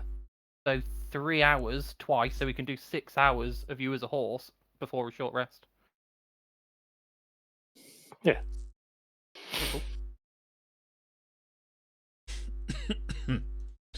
So that's the plan. He will. We need to read Wild Shape because you only ever summon Cinder, don't you? Yeah. I'll let you sort that yourself. Arasek will rent you a cart. Let's say he's going to ask you to give him an indication of how long you're going to be, before he commits to a price. Just say we will be back in time for the festival, or maybe sooner. Okay. So that's going to be. He's going to ask for 20 gold. A down payment that we get, a deposit that we get on some back on return. He can return 10 gold to you on return. Seems reasonable. Okay, that seems all right. I'll pay it out of mine, so and then I can put. Hang on, have I got anything in the party kitty still? There was a bit left in the bag of olive, wasn't it? Yeah, so I'm just looking at. I can't remember if we divvied it. I think we divvied it all. No, it's still there. I've got it there, so I'll alter that down by 20. Laugh it. Sound. Which we should hopefully get 10 back. Yeah. Hopefully. Or we just keep the cart. Okay, so off you go. It fit in the bag of holding. If only. So it would. You just have to break it up. You're not. One assumes he didn't give us a whip as well. Imagine it was a ball bag of holding. I can change into something else other than a horse. I'm looking at them. You could be a giant goat. Awesome. You could be a reef shark. Handy. A swarm of insects. Yes, a swarm of insects pulling a cart. Well done. That'll we've got fly. a warhorse. You can be a warhorse with a speed of 60 feet. Yeah, but warhorses aren't known for pulling carts, are they? No, you want draft A horse. warhorse. Yeah. You should easily be able to become a draft horse. They're less trained. Fucking mounted combat. Dan's the one that's going off on wild spirals, so Yeah, You could be yeah. an elk. You could be an elk. Yeah. Dan, be quiet. elk, fucking huge. So you, I mean, to my mind, there's going to be 4 of you on a wagon being pulled by a draft horse. You're going to be not much faster. We're faster than walking, though. We're going to be doing. Yeah. Okay. Also, 4 will be less tired. True. So let's. I mean, Jamo's pretty rapid. He can probably keep pace. Jamo's probably faster than the horse. Speed draft horse is 40. Is it? Oh, it Yeah. says on. Oh, then a warhorse might be better at 60. Regardless, you can get what I'll say. Then we can move it slightly further. So if you want to push it with a short rest, you can get. I want to pull it. You can get further than the windmill if you wanted to. Get that behind you. Which was my aim, was to get past the windmill. So sound. So I'm going to ask for 3 d20 rolls. So Mark, just roll a flat d20 for me, please. It's just the fact I'm ridiculously tired due to anal, by which I mean COVID. Yeah, it's not what I heard. And then Dan, if you could just roll a d20 for me as well, please. And then we'll say, Adam, you roll the 3rd one.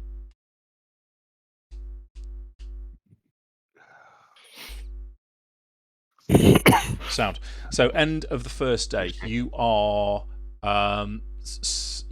further east, south and east of the windmill. As you progress during the day, nothing untoward happens. You go past, and you can see in the distance the windmill as you go around the corners, and you give it some distance. As you set up camp for the first night. Any plans for... So we are camping in the open? Up to you. It seems that Were there any sort of abandoned buildings or anything we could... Nope. The only building that you've passed on is the windmill. You can go in if you want. No. Oh, I mean... You have a look at JMO's decorating. It's going to be camping. Feces all over the walls when they weren't in. I would have done. Or it's whether we want to camp on the road, next to the road. Oh, well, you definitely want to be off the road. But I don't think we want to be in the misty woods. No. We can Is it wood both sides? Yeah.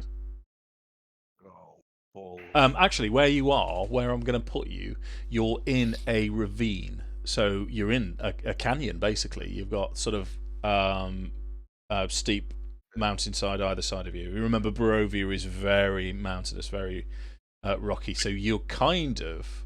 Is there any caves in the ravine? I'm going to say no, not in this. We find the narrowest point and use the cart as a barricade to one side, so we're only having to defend.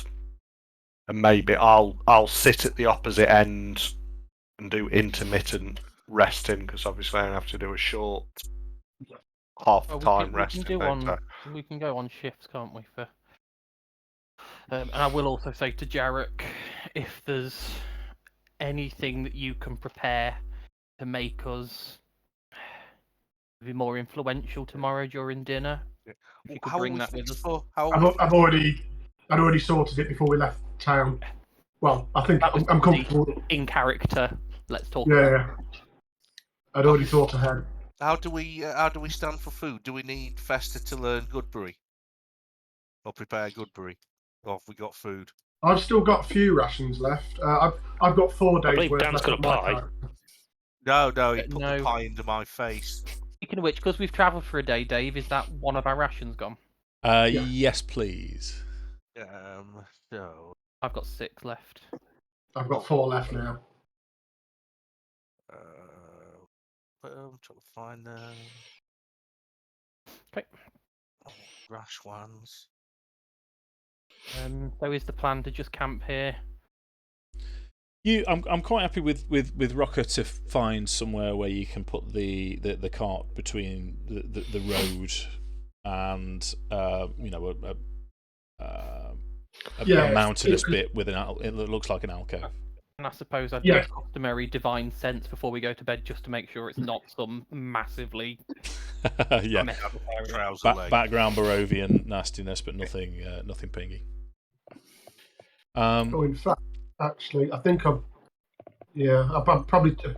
No, I changed my spells. Ignore me. Hang on. Okay, so watches, first, second, third, fourth, or however you're doing it. I'll take mine with Rokkr. I would have happily stayed up with Akxikas. I don't mind. I'm happy to do that. Whatever it suits everybody. I'm quite. Although saying that we're the 2 non-perceptive ones, I'd quite like to talk to Akxikas, but I'm just aware that we're the 2 non-perceptive. Yeah, you should split me and Rokkr up, shouldn't you? Really? Yeah, I'll do the bit where it is. Is it 4 o'clock? That's the sort of peak time to be attacked. Just after the end of the night, before the night. Anyway, that's the bit I'll take. Okay. You want to stretch up till morning? Yeah, because I'm the most perceptive and will be able have the best sense of. I'll take first watch because even though I do have my goggles and they now no longer look stupid, so I wear them. I don't have dark vision, so I'm better probably while it's still a bit lighter. I mean, I'll have the goggles on, but just in case anything. Sure. So first watch. That's me. Okay, roll your perception then, please.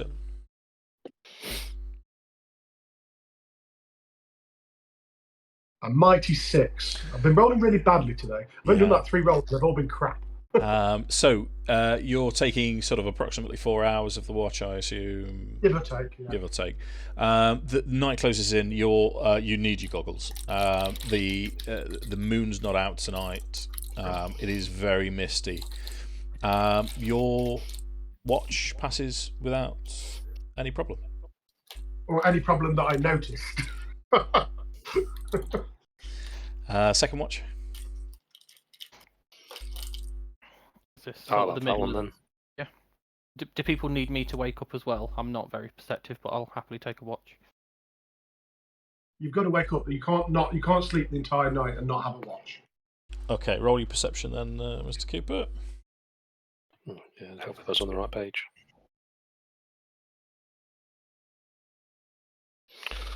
When did I get road trick? Perception. Would have been level 5. Rope trick's a spell, isn't it? Yeah. It's quite funky though. It Yeah. rope do all sorts of mad wonderful shit. It's my Gloomstalker magic. Oh, it's an auto assign, is it? Yeah. If you picked your level 2 spell for your leveling up to level 5. Yeah, you went with absorb elements in the end, didn't you? Yes, That's a level 1 spell, though, isn't it? Not a level 2. It is, yeah. But most level 2 spells that are for rangers are concentration, and that detracts from Hunter's Mark. Pass without trace is very good, though. True. Pass gas without a trace. That's what we were discussing last week. Either way, I got 10. You did. So the night progresses. Jarek wakes you up. Nothing untoward on your watch. So third watch. Is this the time when JMO wanted to watch about 4 AM? Sure. I was going to watch with him because I've got my perceptions pants. Okay. 28. Okay. Everything the other 2 missed. Yeah. The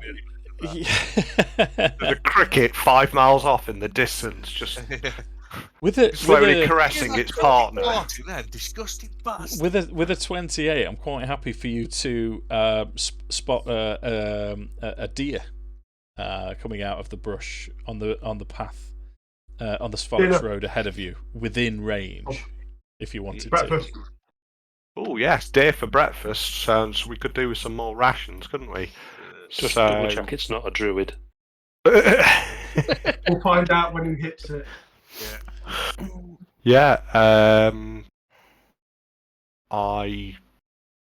I think my colleagues would make use of some venison.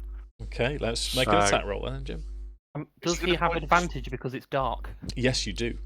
Can he point it out to me so I can have a blast with the Eldritch Blast as well? Just make sure he goes down. We're not trying to cook it until it's dead. Oh, what the fuck? I think he might still hit a deer though. Yeah, I'm gonna have to actually check the stats for a deer now, aren't I? I was just assuming you were going. Yeah, if you could have got like a 20 something, then Dave doesn't have to check. He just goes, "You've done it." Yeah. Please. Little boy. I've 12. missed Oh, he's the got 12. Yeah. Was that two? Was that advantage? Yep, Yeah. He rolled 2 3s. Two I threes. rolled Wow. 2 threes. Yeah, that's. I'm class. Yeah, no, you That's hit. my Roll, language. roll your damage then, dude. Yeah.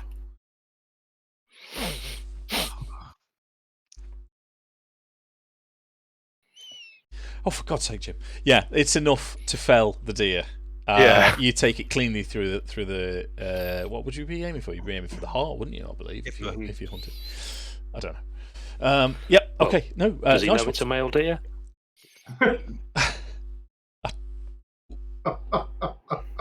Bob got it. Okay. So you now have a deer to cook and to prepare and cook for the rest of the watch. Is that all the watches then? There's the one more for me to take at the end and not be able to see anything. Sure, go for it. I'll take the watch. Is it perception? Yes, please. Oh, nice. With your -1. Respectable. Excellent. Come on, -1. I'm not the person to be on watch, but yeah. Well. You see, as it's starting to get light, you can see that there's wolves seem to be gathering, and you can see them moving in the brush, but none of them break cover. And they, you get the impression that they've possibly been attracted by the fresh kill, but they see you. I was guys. wondering if that might be an issue. Yeah, they look like normal wolves. They do. And do I have time enough to butcher this deer? Yes, you'd have had your trance 4 hours rest, so you've got plenty of time to. How many rations does that give me? It's a good question. Let's call it. And again, my knowledge of these type of things is not great, so I'm open to suggestions. I would say 1 each, perhaps 2 each for. Would you like me to quickly Google how much food you can get from a bit of deer? If it was a baby, then I'd probably say that. If it wasn't a baby, I wouldn't shoot a baby If deer. only you'd bought like a pack of salt instead of flour. It would be quite a lot. I would say. I mean, imagine eating a whole deer. How long that'd take him? Yeah, you're gonna have to cook and prepare it, though, aren't you? Yeah. Gunslinger burritos. Cat? No, the cat's here. Did you hear him? No, I can see his tail. We can see it. I've got a small Try and mirror, catch so if any of the wolves look like they're about to come close, I want to shine some of the rising sun into its eyes. Sure. If it starts to come up to us, just to try and spook it. And Yeah, they're not interested in coming anywhere near you. So we'll get from an average kind of size deer, we'll get approximately 100 kilograms of meat. Quite a bit. That's quite a bit. If you can count butchering out in the wild, you're going to lose a bit more. Yeah, but don't break Rokkr the should offer. also know what you're doing. We could do without the liver and the kidneys and the lungs and stuff. I think. Does anybody want some fancy shoes? And rations are the weight of 2 iblos. 2 pounds. Well, 12 pounds is a ration, but that's No, rations 12 pounds, consist I of think. dry food, jerky. Yeah, If you've got 6 We haven't got rations, time to jerky it, or yeah. So let's say it's fresh. It's going to go off 2 Well, days no, maximum. We can more keep it sexual for. acts on it. Yeah, The 2 two days. So rations- should we? It's the length of time, not the amount of meat. Yeah. So let's say we've got 2 days worth of food. So two rations. Everyone gets 2 rations. Yeah. Smash it. and then today's breakfast. Well, actually, before don't add them because that'll take you up to Castle Ravenloft. Okay. So just don't take any off. Okay. Because Right, they're going to be perishable, aren't they? Your bottom. Yeah. Yeah. Okay. Well, so if this is going to be a reoccurring thing, the next city we go to, I'm buying a crap ton of salt. Yeah. well, you need to go back to the village of Barovia now that you're close and raid the stores again. No, let's not do that. Start of day 2. Ooh, I am going to backtrack ever so slightly. We all died in the night. Not quite, but it's not going to be nice. Oh, great. Oh, I've not proved myself again. Is this pre or post? Somehow I'm still a horse. That deer was a druid after all. You're not a horse, but you are involved. Would you roll a d10 for me, please, Mr. Cooper? You knew the deer. I can try. It was Sydney. Where were the selection of dice Good again? news, we There we killed go. left in deer form. Was it that one? Was the 10? Yep. We'll soon find out. 7. Okay, what's going to happen during the night is the nightmare that you normally have of the being in the cave. Skinless bear, yeah. Yeah, being in the cage, skinless bear engulfs you. As it engulfs you, it changes. It changes to a top-down view of you looking at yourself in the camp with your fellows. Okay. And then it zooms in through your eyes, and through your eyes you can see stood above you hags, all 3 of them, stood around you. And you are immobile. You cannot move your arms or legs. You cannot shout out. As Morgantha steps one leg over you and then squats down and settles on you. That's what they meant to do in real life, you know. Not that I'm saying that hags are real in real life, but the actual hag of mysticism, that's what they're meant to do. And what they're going to do over a couple of what feels like hours is take a turn with Festa. One at a time. They're just teabagging him. Festa is going to lose 7 permanent hit points. What? You need to remember that you have lost 7 hit points from this, so your maximum hit points are going to be reduced by 7. All the time that they're raping you, they're going to be whispering in your ear, "Your hours now, your hours now, come to us, Festa."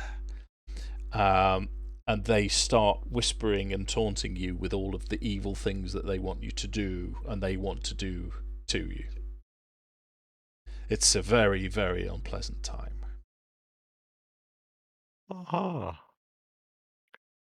Bit of venison to cheer you up.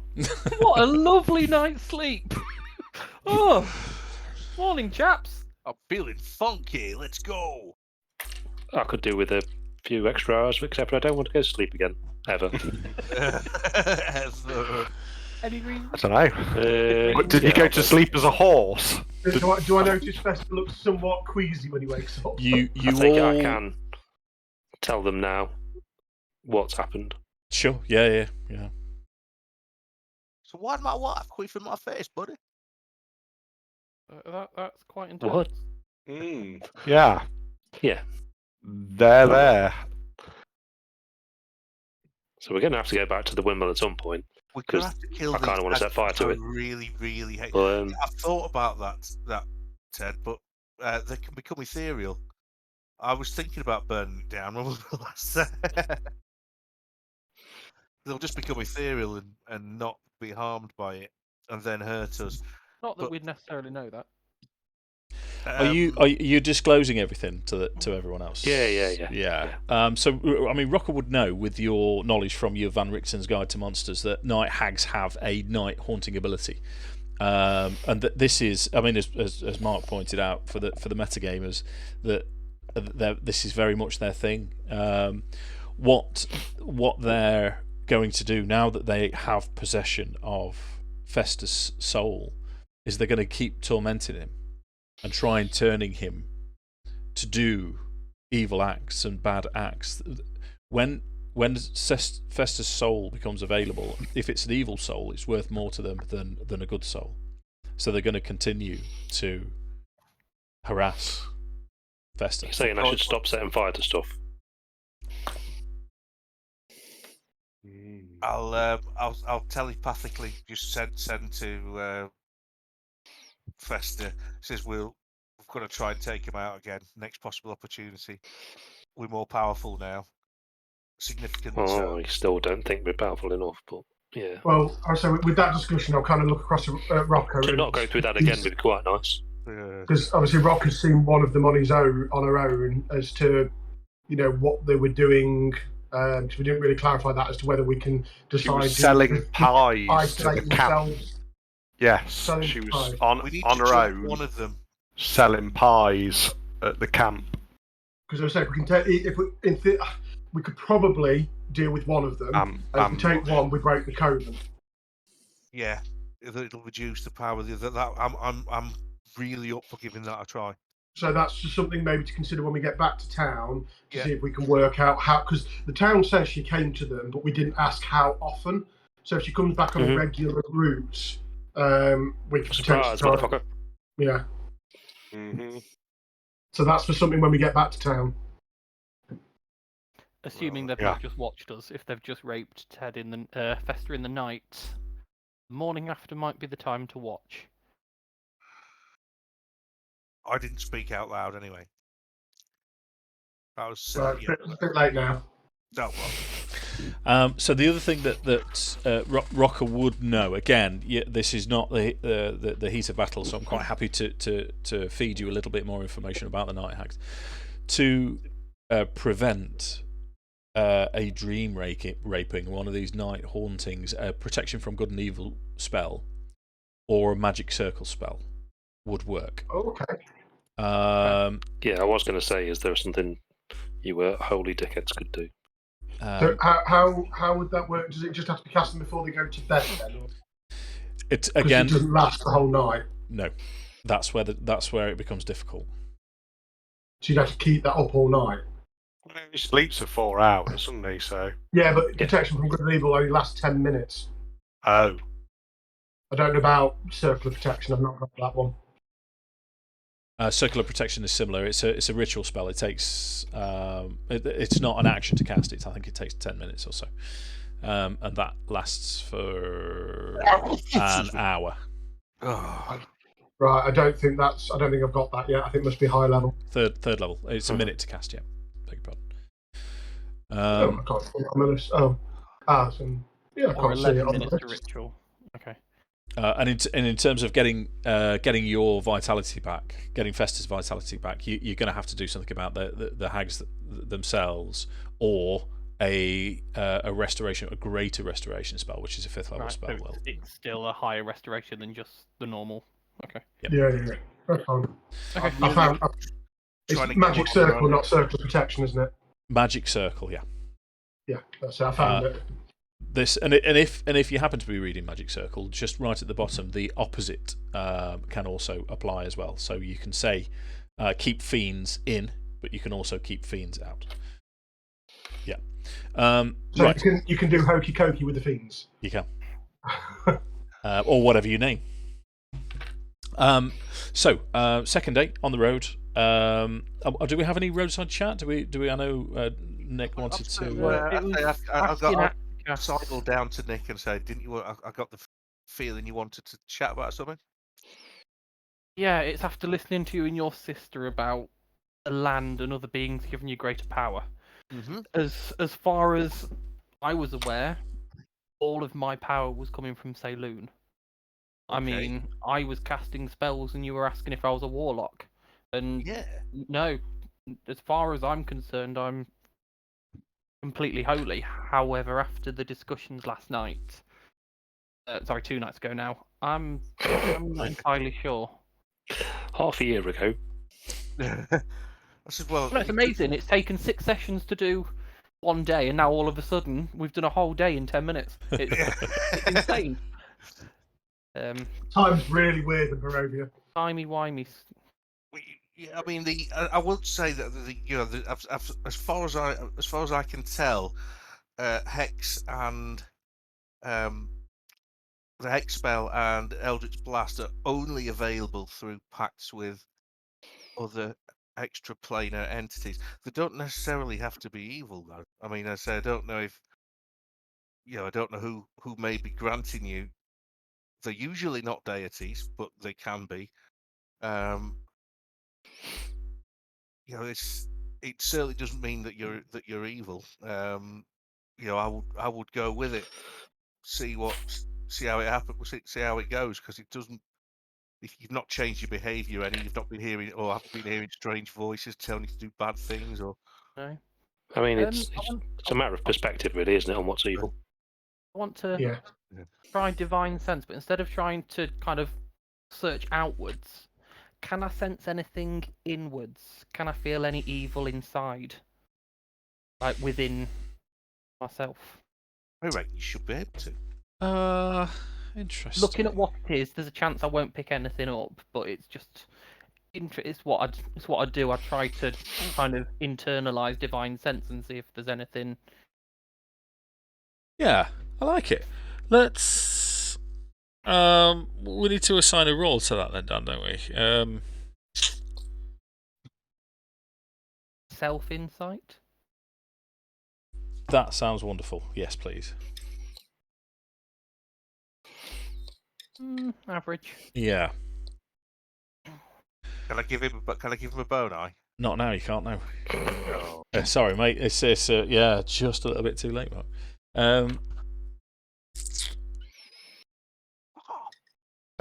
In terms of you, so you're sort of self examining. I don't know. Oh, there's a lump here that wasn't there before. No. You don't feel any different. Your disposition hasn't changed. Your outlook. You know that Barovia is affecting all of you. But in terms of where your powers are coming from, with 11's not much, mate. That's fine. So what I'd give you is a brief image instead of when you think of Saloon, you'd think of moon, and you still get the moon, but you normally sort of visualize it as a bright full moon. That moon isn't as bright, and part of it seems to have a shadow across, as if it's either waxing or waning. Is it gibbous? It's whether Nik would know anything about. Let's have a religion check then. Can I have any guidance on this, or is this a spontaneous thing again? I'll try and give him guidance. Is that okay from Dave? Sure. Go for it. So religion and a D4. Yes.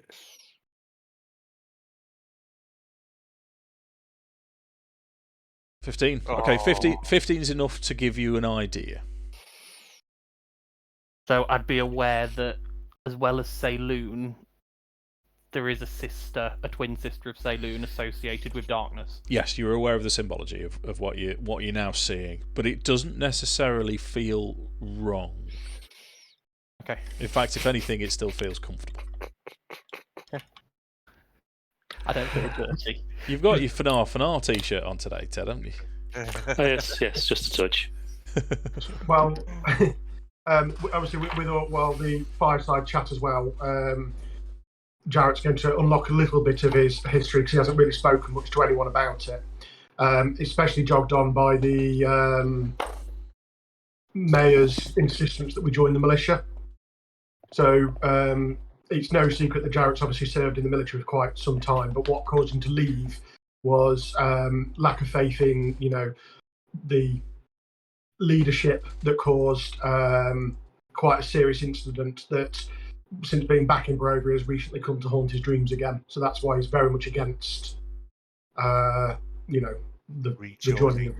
Yeah, he's basically sworn that he won't serve under anyone that he doesn't deem competent. Well, we're not going That's safe to say it's not going to happen. But we just need to make it look like it is till we get done what we want to get done. It's literally just kind of pushed on his head with how his dreams have been, and followed by that, you're essentially going to be almost conscripted. It's really shaking him slightly inside. Yeah, it's understandable. That's completely. But a final piece of advice to Nik had to say, it certainly doesn't mean I started purely with warlock powers, and the rituals were a bit dark, what have you. But my same patron has granted me some divine. That's where I've got my healing abilities and that from. So, if it's still feeling comfortable to you, because you're a decent person, so if it's feeling comfortable to you, just go with it. And the more powerful you are, the more powerful we are. I wouldn't go that far that he's a decent person, Mark, but there. Well... Oh, sorry, Nik. He's talking about Nik, not me.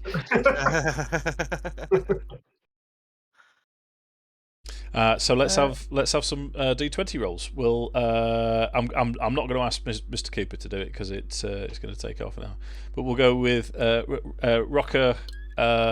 So Jim, Mark, and Dan this time, please. If you can each roll a D20. Right on D20. Just a normal D20. Got all the dice loaded up as well. Just because I've not gone off it. So the you come out of the ravine. Thanks, Dan. Thanks, Adam. You come out of the ravine into the wooded area along the Svalich Road, and you're making really decent progress on the second day of travel. And you pass through the tall, imposing gates. If you remember, you came through the first gates right before, as you entered Barovia, second gate just before the turning to Castle Ravenloft. So you're making really good time, really good progress, and that's around midday. As you get to the fork in the road with the sign that says north is Castle Ravenloft, or north, east is Castle Ravenloft, and south are Serpools and the village of Barovia, you notice a now recognisable black carriage with two black horses. Seemingly, that's what I copied. Seemingly parked up at the junction. Is that the same carriage we saw earlier that we left the note in? Yes, you've seen this carriage twice. Now it was with the note inside with the invitation, and the bride, was inside. It's still a distance ahead. It's not moving. The horses are sort of jitting around. Is it as in has it been? Looks like it's been moving towards us, or is it parked the other way? It's parked, pointing towards the direction of Castle Ravenloft. So we're coming up from behind it. Yeah. So before we get too close, don't walk behind the horse. Talk about what we want to do, and there obviously we need someone to speak. Trying to say this. We've got something to deliver whilst we're there, haven't we? Yeah. What was the guy's name again that we have to give it to? I don't know if I actually wrote that down. Oh no, I didn't. Oh no, I will because I wrote in my letter. I put his name. Cyrus Bellevue. Right. So we need to deliver the eye to Cyrus Bellevue. I know there's someone in our group who is very sneaky and probably has a better chance than anyone else to deliver it. Aldo. Is it Adam? Aren't we going to grasp Club straight away, though? Wasn't that the plan? We are, but I think we still need to hold up our end of the deal. But I'm also not going to talk about that, Mark. No. Which leads to another thing. You need to stop talking about plans out loud. the one person that's got telepathic abilities. Yeah, it's the one person that keeps saying shit out loud. That's just his character. I've got COVID sweats. Look at the state of me.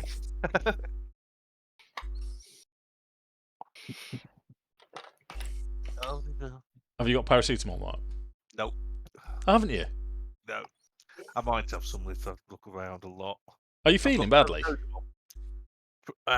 Just like I've had a bit of a kicking. You know, like when you've got a heavy cold feeling. Yeah. Yes. Yeah. I haven't got the sore throat. I haven't got the cough. I haven't got shortness of breath. I haven't got any of the classics. You've had when the I, jabs. when I haven't had you? it, when I had it, I'd have worse hangovers. Yeah, you've had the jabs. You'll shrug it off. It's just not pleasant. Yeah, it's just bad. It's just Blair. And the bit, I'm just tired. I don't actually feel ill right now. I'm just tired and I'm fucking hot. Yeah, It's that's also where who- paracetamol helps. Yeah. Who's planning on doing lots of talking with Strahd? I know, Fester, you were quite eager to go and visit him. Did you have an I agenda just like you castles. wanted to- You're a Drew. You shouldn't like castles. I didn't say I like them always, unovergrown. You like them when they're on fire and overgrown. The guy sent us a nice carriage. So is nice to be there nice. anyone? Obviously, I wanted to do a bit of talking with Strahd. Is there anyone else? I've got nothing to say to him at all at this stage. I kind of think I might want his help with getting rid of some people. So Yeah, unless it's that, in which case I'm. I think I follow your behind drift. Obviously, I can't say already. Yeah. But Fester, I think we're on the same line, and I have an idea for that. Yeah, I'm down with that. Whatever the hell it is you're talking about, I'm fully down with. Well, it. Akxikas, you were there when we discussed the plan. Yeah, I'm guessing I wasn't. You thing that I know nothing weren't. about, No, I'm you down with that. you were the distraction. This was whilst you were downstairs with the hags. Right. There is one person though that could explain the plan to Fester without words. I'll explain the plan to Fester, but without words. Semaphore. Through the medium of dance. Yeah. Oh, I don't want to see it. He didn't do that. In terms of that, It would Dave, have to be a performance role. would Akxikas be able to tell what my plan was to Fester telepathically? In the plan we came up with. How convoluted was it? Not overly, and I don't think there's a limit on how much you can say. It's unlimited, isn't it? Yep. You just can't talk back. Yeah. Yeah, you just can't talk back. Oh God, how irritating would he be just constantly able to talk again? All you'd get is monkey trousers just floating in your head every now and again. Honestly. Would you need Mark to remember what the plan is and tell Fester, or would I be able to tell Fester what Mark is You can't telling him? expect me as me to remember because my memory is equivalent to. And he's got COVID. thing. No, Would go you on. like- You can discuss it, Dad. Go on. So this is all coming to you telepathically. Basically, whilst you were downstairs selling your soul to the hags for Gertruda. Upstairs. Oh no, we were upstairs. You- He was you were downstairs. You were upstairs. I went downstairs. Whilst you were distracted, and that was the one time we knew we weren't going to be scryed on. So the plan for this visit is I've got a note written telling Strahd that the hags mean him harm, and then we were going to give him the deed to the windmill so that he can go in there whenever he wants because he now owns the property and doesn't need inviting in, and hoping Strahd, feeling threatened by the hags, will go and deal with them. That was... Or at least send Jeff really hard to go and deal with him for him. Sounds interesting. Yeah. So obviously you can't respond, but that the plan has now... You've been fielding because you were the one person that wasn't present when it was formulated. I say if you get chance, just it's written in the back of a book, but got to be careful because of the Still telepathically. But... Yeah, still telepathically. I have to ask. Oh, no one else can see it, can they? Because it won't show. Does no one else think that like Dan's camera looks like it's got a 80s filter over it? Yes. Yeah. He has got a bit kind of crazy orange. It's when he turned the light on. Yeah. Soft tone.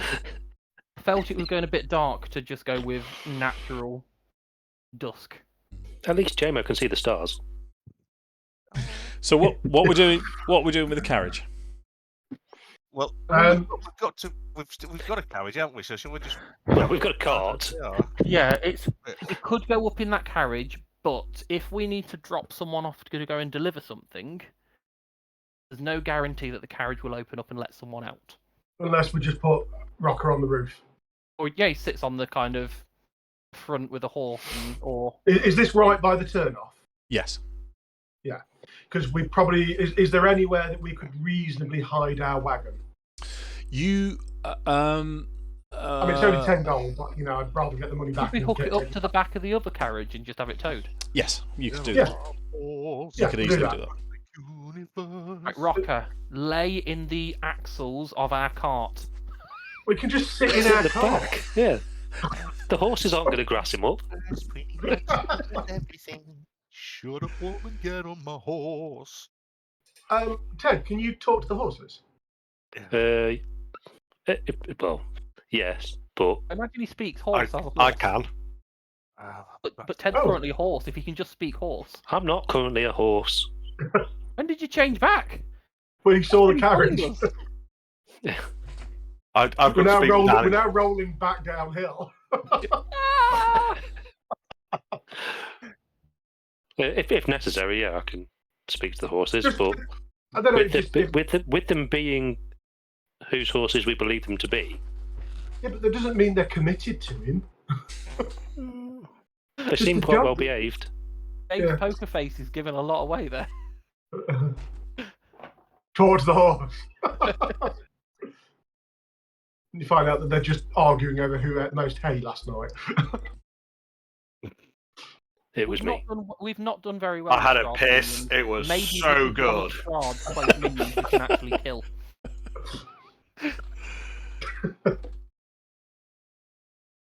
Did you just say you were going to kill the horse? No, I said we've not done very well with Strahd's minions so far. They've handed us our ass every time. This might be one of his minions that we can deal with. And it'll just be talking to. It will be a confidence boost. Or it wouldn't be a confidence boost if we had our asses handed to us by a horse. Yeah, horses, my ass. Are we wanting me to try and talk to the horses? What would we find out? Gosh. Is it worth it, or is it just...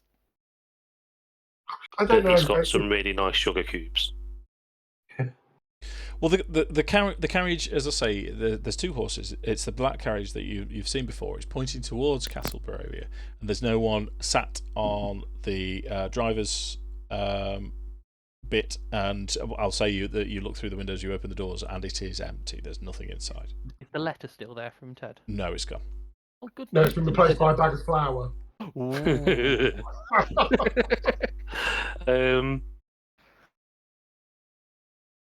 So that indicates that the horse is reasonably intelligent or under some form of spell. So talking to them might not help at all. I'll leave it up to you and Druid and Ranger. Your call, but just a thought. I'd agree. Well, it's what Jarek would have said as we walked up. Just, can you talk to that? I'll go with the Druids. Jarek's happy to defer to your thoughts on that because it's. What's the he doesn't talk to horses. Enhanceability, Bob. Sorry. What's the duration on enhanceability? 1 hour. Okay. Right. Okay. Then it looks like I'm talking to the horses. Anything particular we want to be asking them? Ask if they'll take you around the universe. Well, let's go and see if they actually respond and talk to you before we worry about that. Oh, once Ted's a horse, can he still speak? No, I'm not going to turn into a horse. Oh, you don't need to turn into a horse to speak to the horse. Yeah, let's see if they're because they might be undead horses and not responding the slightest. They might be nightmares, and that'll really fuck us up. Yeah, so just talk to them first, see if they respond, then we'll work out the questions. Right. What's your name, mate? Wilf. Wilf and Barry.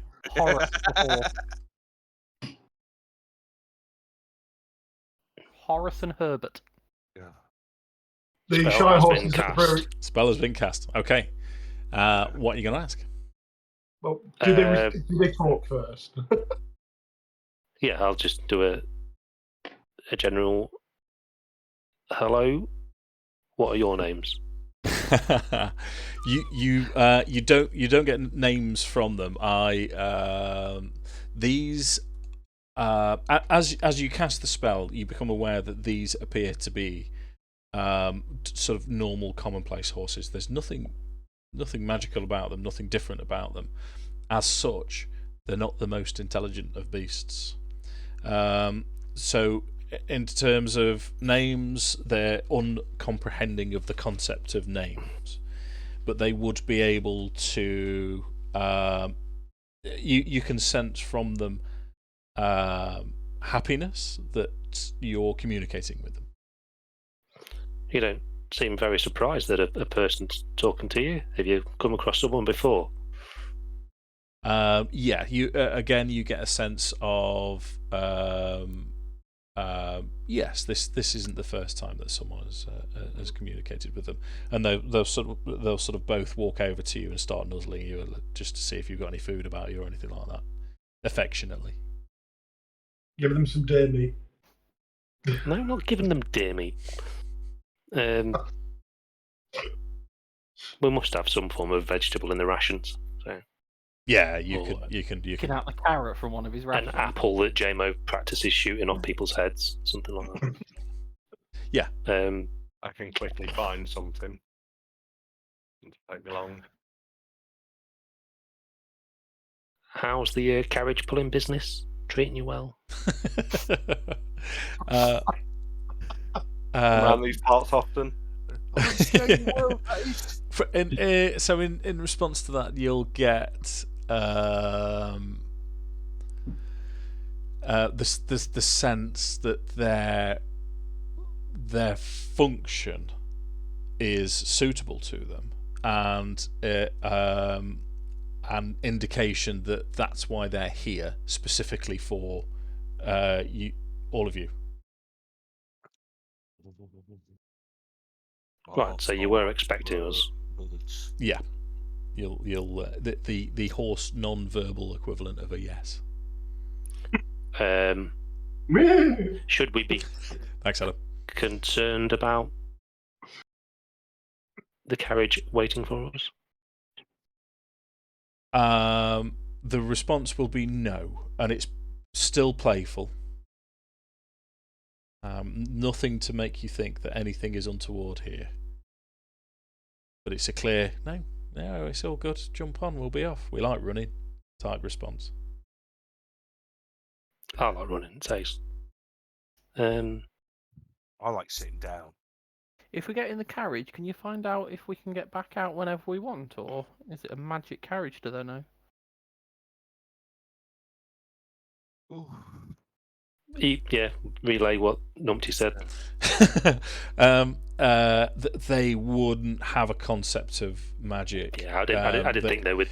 Yeah, in terms of carriage, forwards, backwards, open, close. We've learned. Yeah, do they ever stop? Important. These horses don't. When they pick people up, do they ever stop other than the end where they go to? Yeah, can do when directed to. Right. Can the people you pick up ask you to stop? Yes.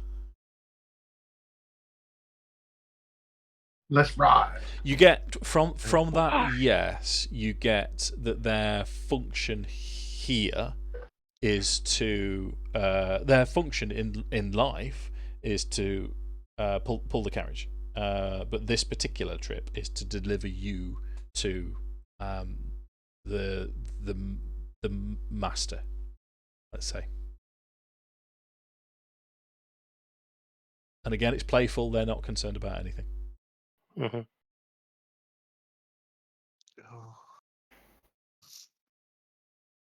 Anything else, guys, before we... No. Let's do this. Those horses are compliant and they didn't need any spells casted on them. We tried to talk to a woman in drag and it took a second level and a first level spell to get her to answer yes. Yeah, but we don't know if the horse is lying. Can you actually have women in drag? I didn't think she was in drag. She wasn't a vampire. This is not extra planner. You don't know what constitutes drag in D&D. It's just, Yeah, I this is a think that fantasy if world. A woman's dressing up in women's clothing. That just makes you a woman. She was dressing up as a different species. Yeah. Cosplay. Yeah. Yeah, there we go. What's she cat? Cat's furry. Hello there. What are you Well, that saying? was irritating. What? Everyone's got to move. What's going on? Yeah, you all froze, and I wasn't getting any form of reply from anyone. I've Okay. got to reset so I can see Ted, so I'm just resetting, Dave. Yeah, I've got 2 Teds. Excellent. Our team's Multi-turn. stuck with one of the with just one person's head in the middle of the screen, really big. And Dias was talking to me. Said, "All I've got on my screen is a big Mary." Oh.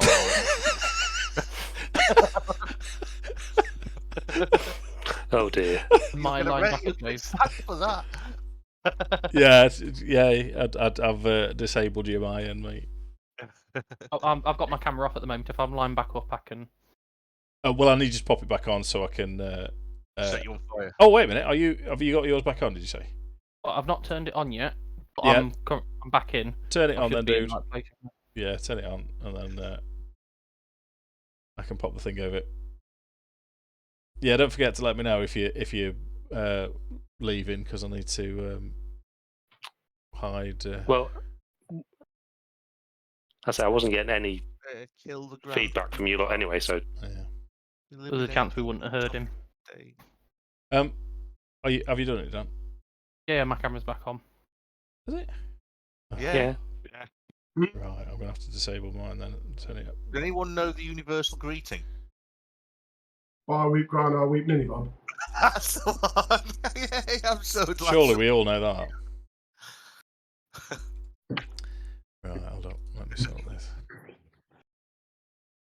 And how is it that I just had my new arrival yesterday. Oh, nice. Awesome. Oh, I've not purchased yet. I've got my Optimus Prime in the spare room.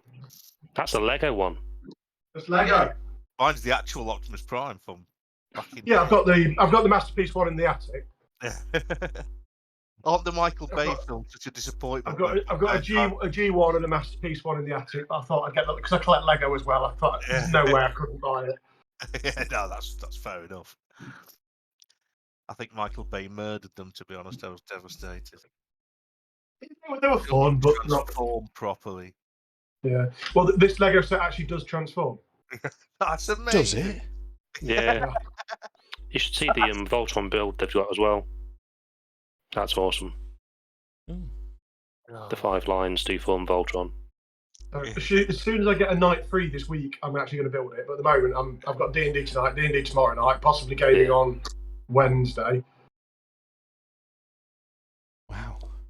Right. And then Brian was asking if I was free Thursday. It's just too popular. Adam. Yeah, Sorry? no. Just too Pause popular. conversations. Sorry. Yeah. So, are we getting in the carriage? Let's go. Yeah, sod it. We'll just ask him if they is want JMO getting in any or getting in the preferred back? vegetable On for the when we back. get there. So tie up our carriage to the back of the wagon, or whatever they've got, our wagon to the back of their carriage. Sure. JMO is staying on the outside, just in case we can't open the doors. Okay. What time do we need to finish tonight, by the way? Well, I'm working from home for the rest of the week, shockingly. I've not Really? got They're any not letting massive you to work, concerns, okay. but if I do have to dash off, I have to dash off. But... Yeah. Yeah. I'm good. I'm good for the 45 minutes to an hour kind of thing. Yeah. Okay. Right. Sound. Okay. So what? The horses. You mount up. You get into the carriage. You hitch your carriage, your cart to the back, I believe. Was the plan? Yep. And off you head towards Castle Ravenloft. So you're still on. Adam, sorry, can I also ask Adam if I can have the deed? Did you say please? Please, can I have the deed? Yeah. I'll take it off my character sheet. Well, yeah. Just I'm not going to add it a on. quick question, Dave. Yeah. If me and JMO both cast talk with animals, could we both talk to each other without everyone else knowing? Like if we both decide to talk, go to each other. Rokkr, does your book tell you what language hags can understand? We know they can I speak don't in, know. Yes. Yeah. You well, you would be able to book was guess. infernal, so we know they speak that. Yeah. So abyssal would be fair. Infernal. I can read and write abyssal. Abyssal, infernal, common is what you would know. You wouldn't know of any other. Right, speak with animals. You gain the ability. Oh, speak with animals is a ritual, so you can cast it over 10 minutes without using a spell slot. You gain the ability to comprehend. No, comprehend and verbally communicate with beasts. So no, neither of you are beasts. Unless I turn into a goat and JMO speaks goat at me. Yes. There we go.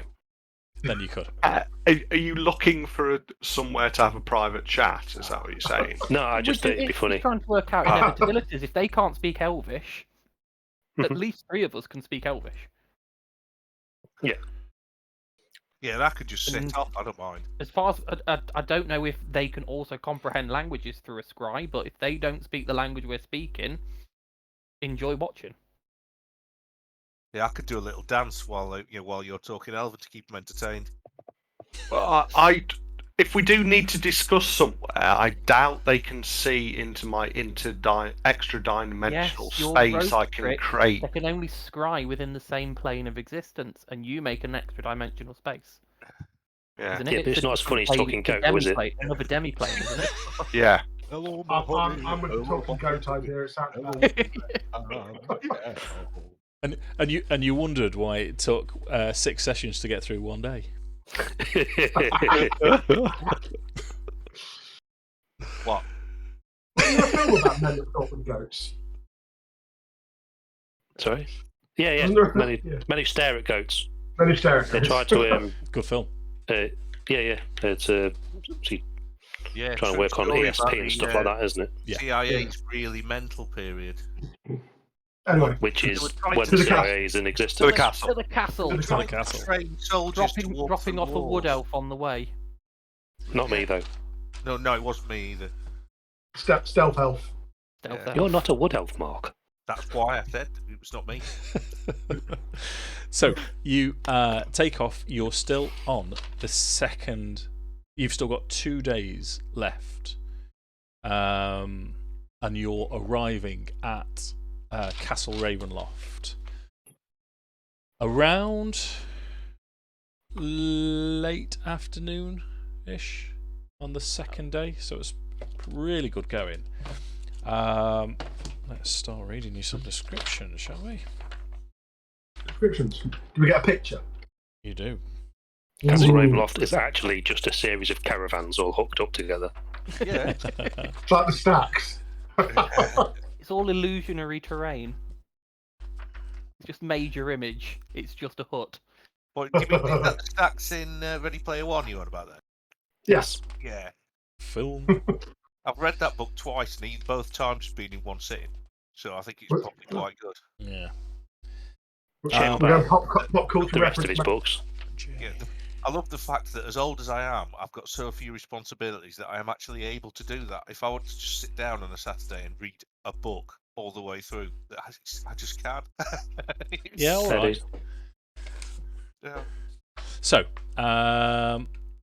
after winding through the forest and craggy mountain peaks, the road takes a sudden turn to the east, and the startling, awesome presence of Castle Ravenloft towers before you. The carriage comes to a dead stop before the twin turrets of stone, broken from years of exposure. Beyond these gate towers is the precipice of a 50-foot wide, log-filled chasm. Sorry, not log-filled, fog-filled chasm, which is entirely different. More sense. That disappears. Beavers a bit of work. That disappears into unknown depths. A lowered drawbridge of old, shored-up wooden beams stretches across the chasm between you and the archway of the courtyard. The chains of the drawbridge creak in the wind, and their rust-eaten iron iron strains under the weight. From atop the high walls, stone gargoyles stare at you from their out of their hollow eyes and grin hideously. A rotten wooden portcullis, green with growth, hangs above the entry tunnel.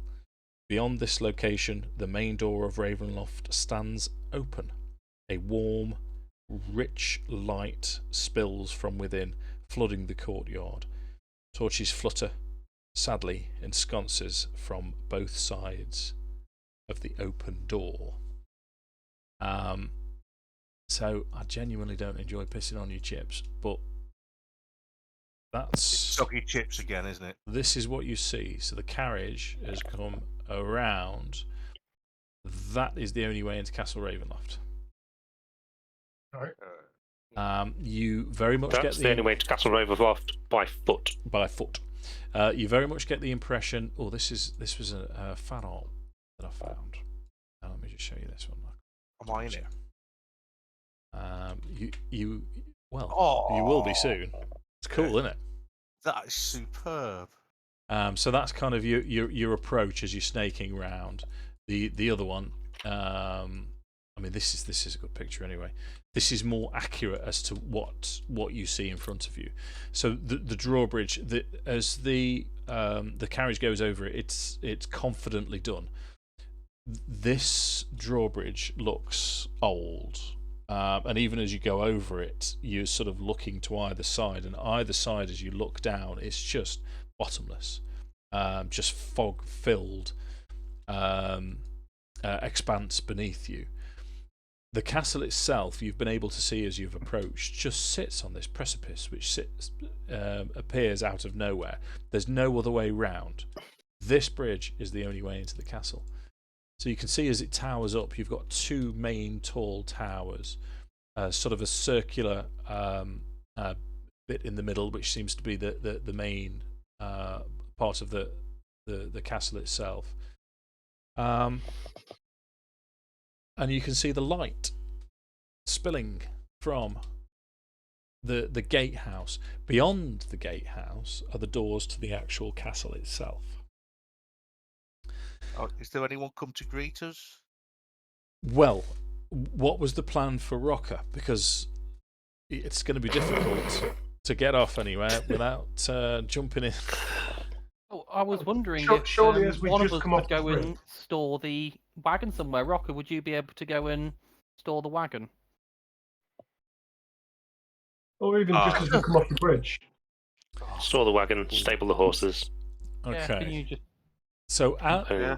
let me give this one to you then. Right, I'm just going to give you bits of this at a time.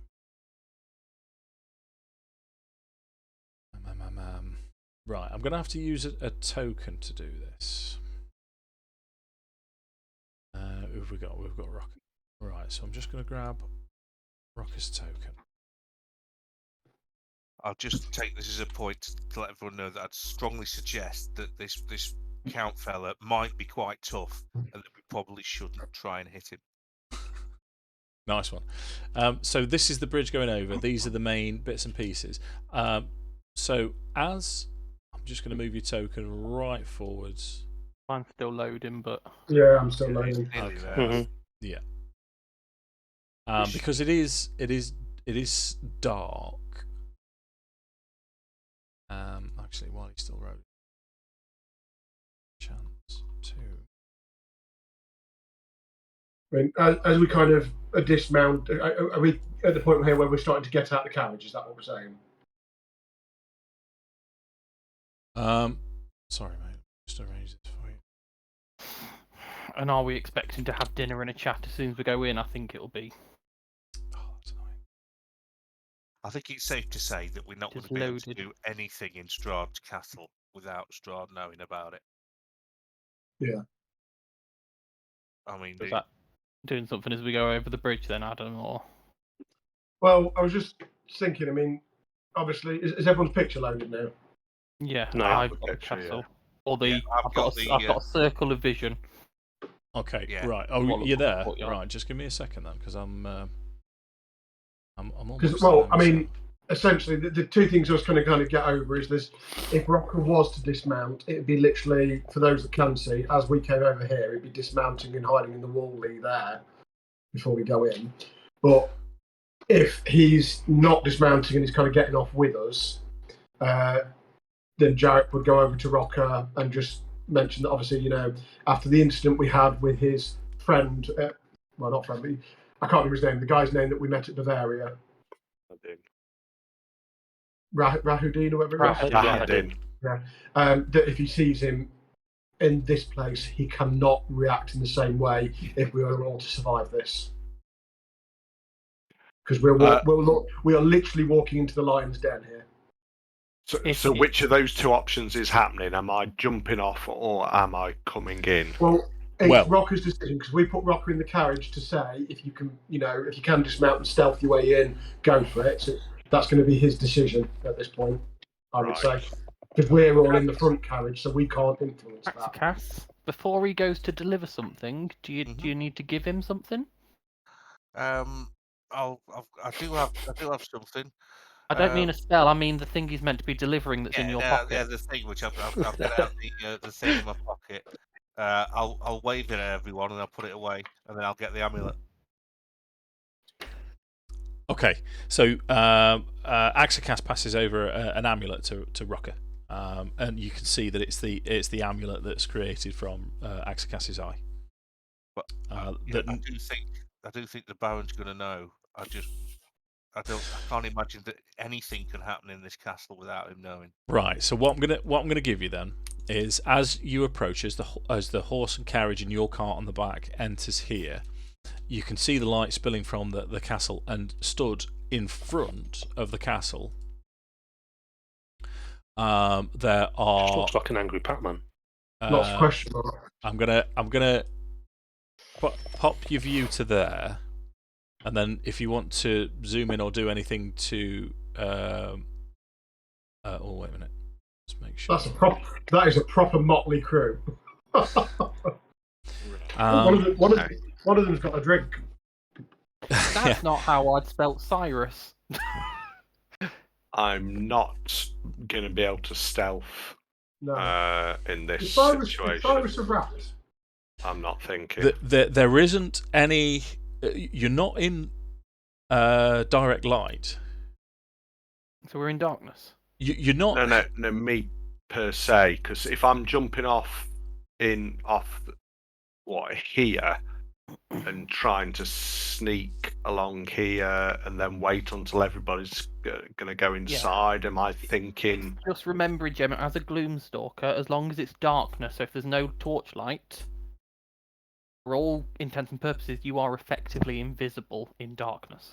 Right, okay. So what recap me again what the main goal of me going in stealth would be. We need to give the amulet to this guy I'm pointing at. We wouldn't know it's him because we've not been told what he looks like. There is someone called Cyrus Bellevue. Yeah. In the servants' quarters, isn't it, Dave? I'm assuming. I didn't write down exactly. Yeah. But we were told where to find him. It is delivering the amulet to him. He will know what to do from then. It's effectively, we've been told to give this man the amulet. I mean, I'm thinking like along the lines as Akxikas has said. This Strahd's going to know everything that's going on in his castle. I'm thinking it's going to be difficult for me to penetrate it to then find the servants' quarters.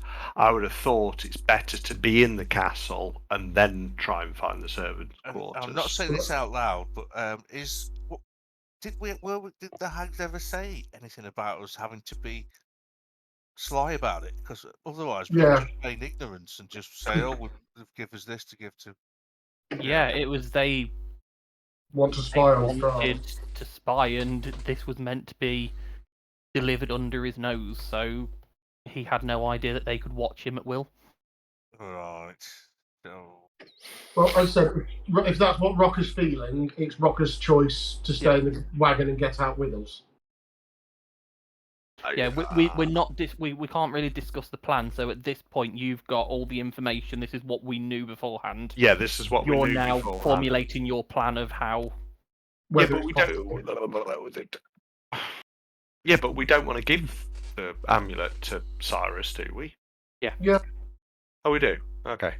We've got to do what the hags tell us. Otherwise, they'll come round and steal our clean underpants.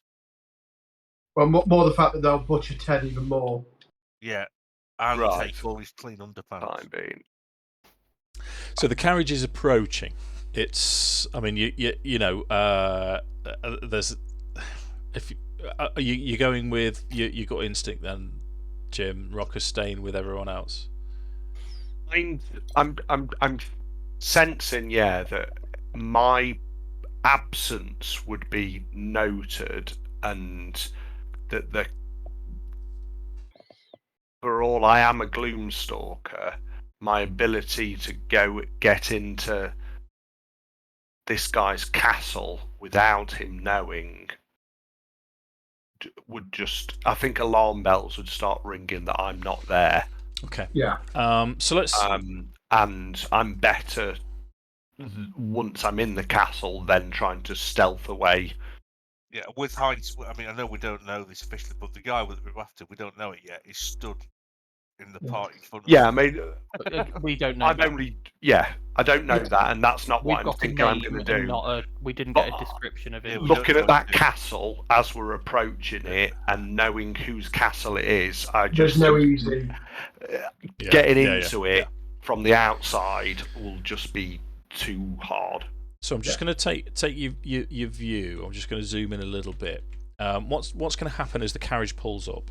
Again, it's from the carriage's perspective, from the horse and carriage. It's a practiced. In they go. You can see the tracks where they go. They've clearly done it before, and the carriage actually pulls up just over here. And the door, which if the carriage is pointed this way, so the right-sided door just swings open by itself, and straight away you're confronted with this collection of characters in front of you, and it's right in front of the main door. Here, note you've met a few before. I'm just going to point them out. So Rahadin is in attendance. You've seen this veiled lady before. She's the bride out of the carriage. Yeah, you've also seen Ludmilla as well. She was, yeah. Yes. Ludmilla was the bride that we saw on the road who was being escorted by the wolves. Yeah. Where have we seen the veiled lady? Was she with her? She was with Ludmilla, yeah. Yeah, I remember. That's the one that fancied me. Ludmilla, yes, she took a fancy to you, didn't she? The first of the crowd to move is this character here. So he's, as you can see, is a young fella. You'd place him sort of early 20s. Well chiseled, good-looking young chap. Blonde, curly hair, bright blue eyes, very pale complexion. He's clothed in what you'd think of as finery, basically. Very decently tailored, bright colours. And he steps forwards and he opens his arms. And he will say, "Greetings, gentlemen. The master has been expecting you. My name is Escher. I'm here to welcome you to Castle Ravenloft." And as he mentions Castle Ravenloft, he turns back to this massive, imposing structure that you're now stood in front of. So as you step out the carriage, I'm assuming that you're stepping out the carriage. You're not going to stay in there. Had you done any casting on the way up, Adam, or? Not at this point, no. Okay. Well met. Yes, we received the invite. Rahadin. Hopefully, our meeting is not of the same nature as last time.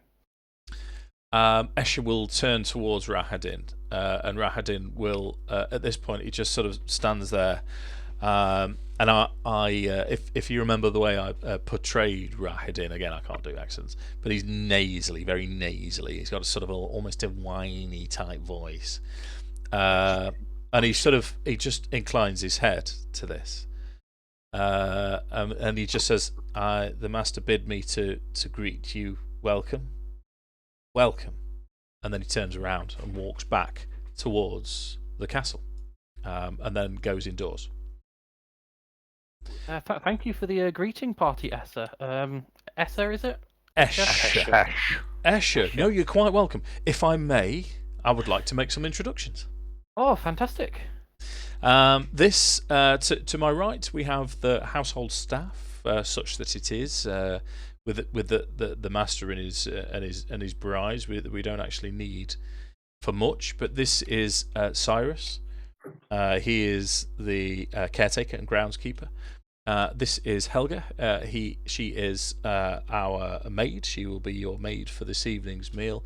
And this is Leaf. He will be supplying the wine for you this evening. Any questions that you have for them during the meal, please feel free.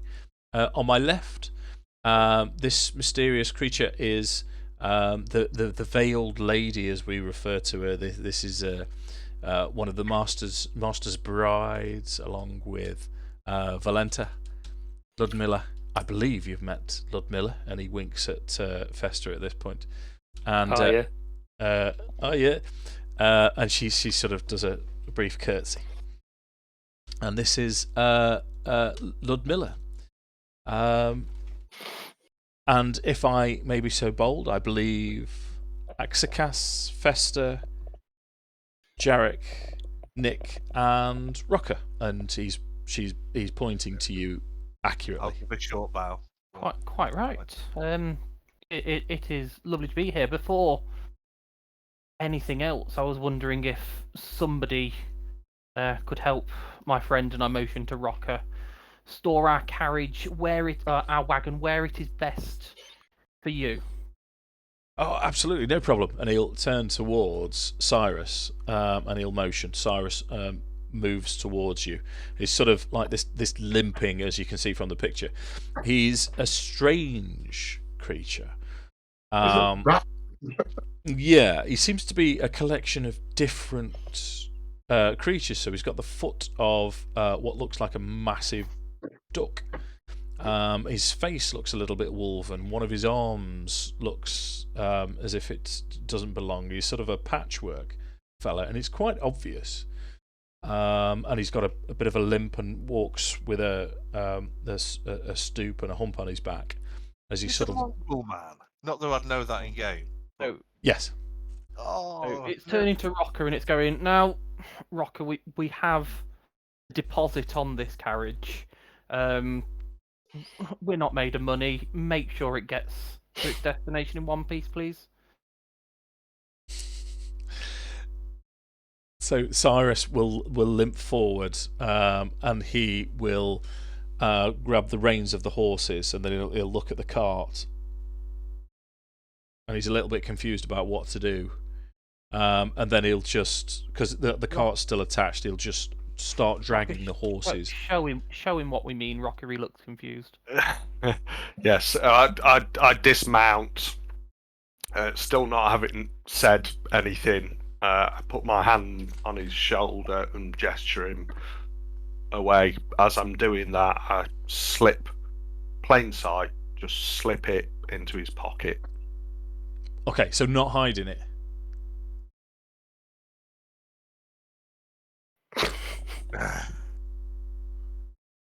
I feel like I've wasted my time here. I have my own underpants. No, I'm feeling like I can do it there and then. Okay, so as you pop it into his pocket, he sort of looks down, picks it out, and puts it around his head.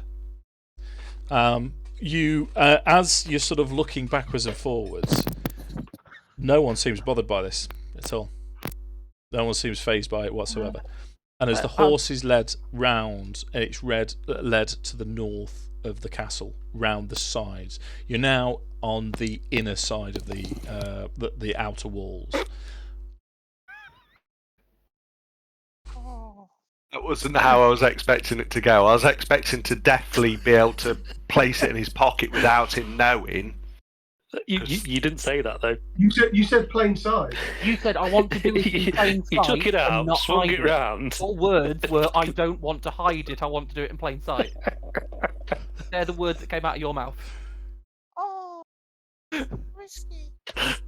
Right, that isn't However, what I meant at all. I thought when Dave people's asked me... reactions to that was brilliant. Yeah, I was expecting when I'd got you completely. Can I say... Yes, I know, but as I said it, I thought... my imagination of it is that I was so wound up by the sight of Rahadin and holding it in that I would be brazen enough to just slip this amulet, knowing how much it would piss this guy off. I would just slip it into his pocket without him knowing, in plain sight of everybody. That's...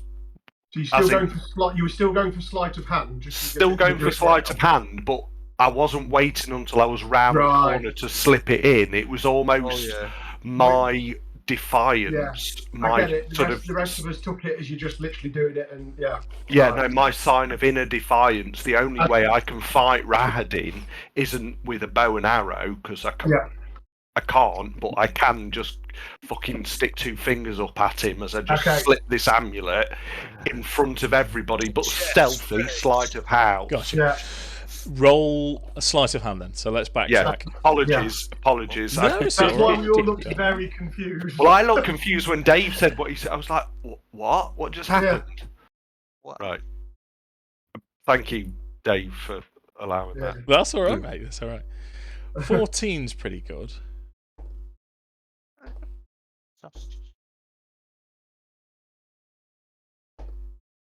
Ooh. Okay.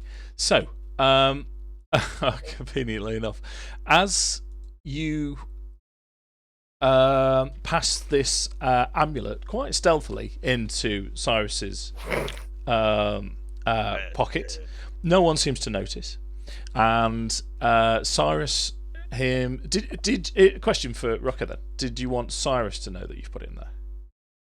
Not until I'm round the corner. So you're going with him? We're out of sight. Yes, I'm going to go with him to explain where it is, to see if he wants to engage with me once he knows what it actually is. Okay. Well, what would happen at this point then, as now that the amulet's in the pocket, and Cyrus is leading them round, he sort of stops and he sort of notices that you're following him, and he looks around towards you as if, and he says, "My job." And he looks confused as to why you're following him.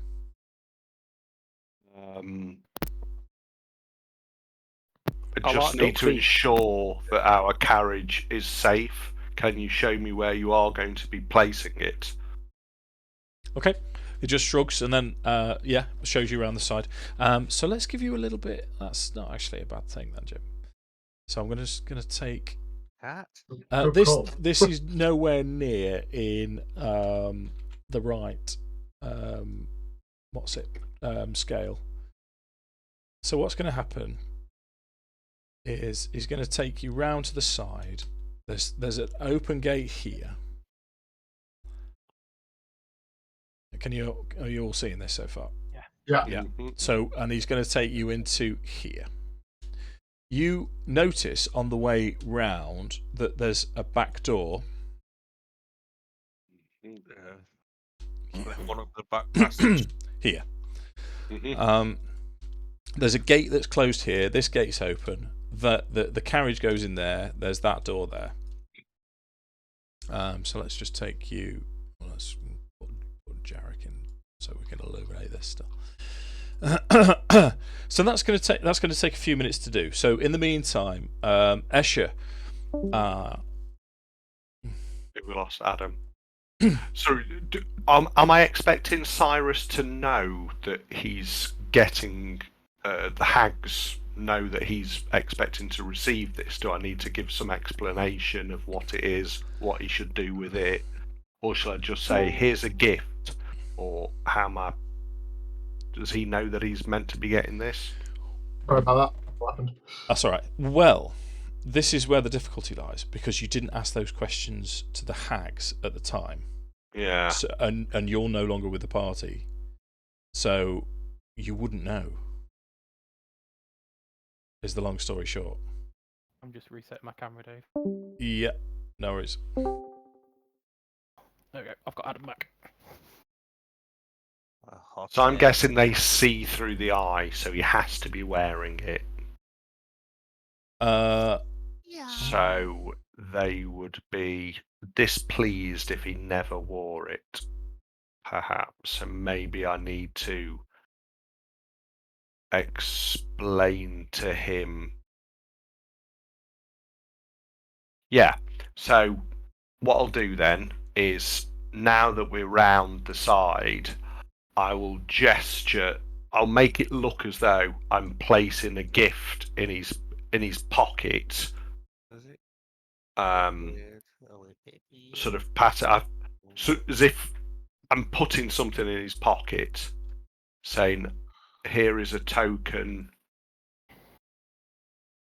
How am I going to word it?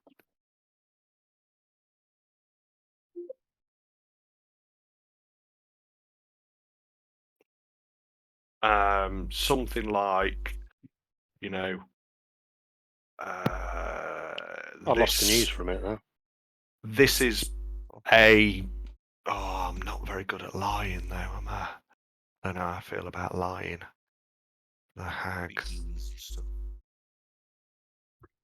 I think I'm just going to leave it as it's a gift for you and see how he takes it, because I don't feel like I could deceive him. I don't, because I was thinking along the lines of saying it was some kind of symbol that would give him good luck or something like that, but I'm not sure how I would feel internally about deceiving him in that way. So I'm going to say that I've given him a gift and it's in his pocket, but sort of as I'm doing that, I will pretend to just put it in his pocket there. Okay. And then, right, so he doesn't think I've stealthed it in there and like, well, what's this doing in my pocket? Yeah. Okay. So he'll, as you mention this to him, and you've put the horse away. He's still looking around at you a little bit confused. This is. You get the impression this is servant's work. He's not used to someone like you, the master's guests, helping out. And you say this to him, and he looks, and he takes, and he's now got the amulet, and he's looking at it, and he's looking up at you, and he's looking at it. Roll. I'm going to add a dice roll because that's what D&D is. Just roll a persuasion. You can have advantage to this as well.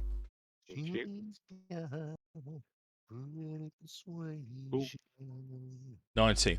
So he glows. He's this big, massive, toothy grin, and you can see his teeth. He's got all uneven, yellow, black, brown teeth. They're not from the same person. Not from the same person. Not from the same animal. And he's made up, and he puts it round his head straight away. And he looks up, and he's smiling at you with admiration. And eventually it gets to the point where he sort of remembers himself and realises he's still got to sort the carriage. And he'll just look at you one time, and he'll just affectionately slap you on the head, sort of slap you, as just as if contact. Yeah. And at that point, I bid him farewell and move to join the. Where's he gone? Can I investigate this door on my return? Yeah, you can do. It is closed. Yeah, just can I have some more description about it? Is it? Yeah. Has it got what kind of lock has it got on it? There's no lock. Sturdy. It's a sturdy door. It's an old sturdy door. So it's a wooden door with iron rivets and then iron support. It looks well used. Looks like it could be kicked down. It looks like you just unhatch and open it. Okay, so do I think it's worth having a look in here? So am I out of sight of him? Cyrus can go into the coach store. No one seems to be around. Is it worth fucking about while I'm here, or do I just get out of there? I'm thinking, can I get close to the door and see if I can see, like, there might be something? Is it worth my time trying to open it? Can I assess it? Can I get up to it close and think, would this door open if I just tried to open it? Yeah. Yeah. And the answer is it would. Well, that's up to you, mate. I can't give you that. You know, you can't.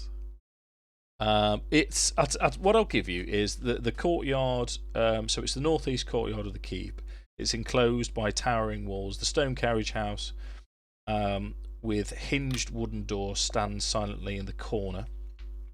Across from the carriage house, a slender wooden door reinforced with iron bands leads into the keep. So you know it's a door that goes into the keep, but that's all you know. Right. I think my curiosity wants to have a look, but as I'm trying to be good behaviour, I think I've gotten away with as much as I can for the time being, because if I feel, if let's say Rahadin was in there on his own, I've managed to show restraint so far through gritted teeth. But if I was faced with him on a one-on-one situation in a room, I don't think I could come back from that. Being around all my friends in a great hall will be extremely hard, and through gritted teeth I will be raging internally, but I can hold my calm. I think if I was to deliberately, accidentally... Sorry? Oh, sorry. So you'd be like Percy in Legend of Vox Machina. Have you seen it? No. No. Sorry. He has to sit at a dinner party with the people who murdered his entire family. And he's Right. Okay. trying not to lose the plot. So yeah, essentially, I think by opening that door, I could be provoking something that I haven't got the ability to control. So I'm going to join. I'm going to join the group and let them know that that is there. Okay. At some point. So what we'll do, we'll go back, because that's going to take you a good 5 minutes to get there and back again. So back to the main party. I'd have been very pally with Escher. Just what a grand estate! The history must be. Tell me all about the place, and in we go. Okay, so he's Escher is a great host. He's clearly done this before. This is sort of his role. And as you start to converse with him, asking him about the castle, he says, "Well, that's I'll be honest with you. It's nice to know you're so enthusiastic about visiting, but I'll leave that up to the master. He has asked me," and he sort of nods to the serving staff, and they disappear into. Oh, Cyrus is already gone, but Helga and Leaf now disappear in, and the brides also is sort of turned back and nods towards them, and they file towards the entrance as he turns to you guys and leads you into the main entrance. And he will say that the history and everything to do with the castle, I'll leave that up to the master. I don't want to spoil his story. At the end of the day, you're here to see him, not to see me. But he has bid me to welcome you into the castle. Supper will be in 2 hours' time. He has asked me to show you 2 rooms, and he's laid out appropriate dining clothes for you. If you wish to follow me, I can show you through. Our friend has not yet returned. How will he know? Oh, we'll wait for him then. So you wait. Rokkr comes back. So he leads you through to the front doors. So this might be where Map Tools has a little bit of an effort. See if it does keep up with you. Is that loaded? It's trying to load, so as always, mine will obviously be mine will load next session. So, the ornate outer doors of the castle hang open, flanked by fluttering torches in, iron sconces. 20 feet inside the castle is a second set of doors.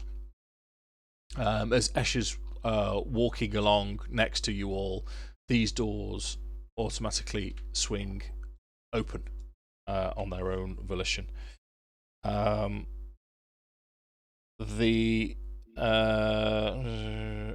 So they swing open, revealing a grand hall filled with the sound of organ music.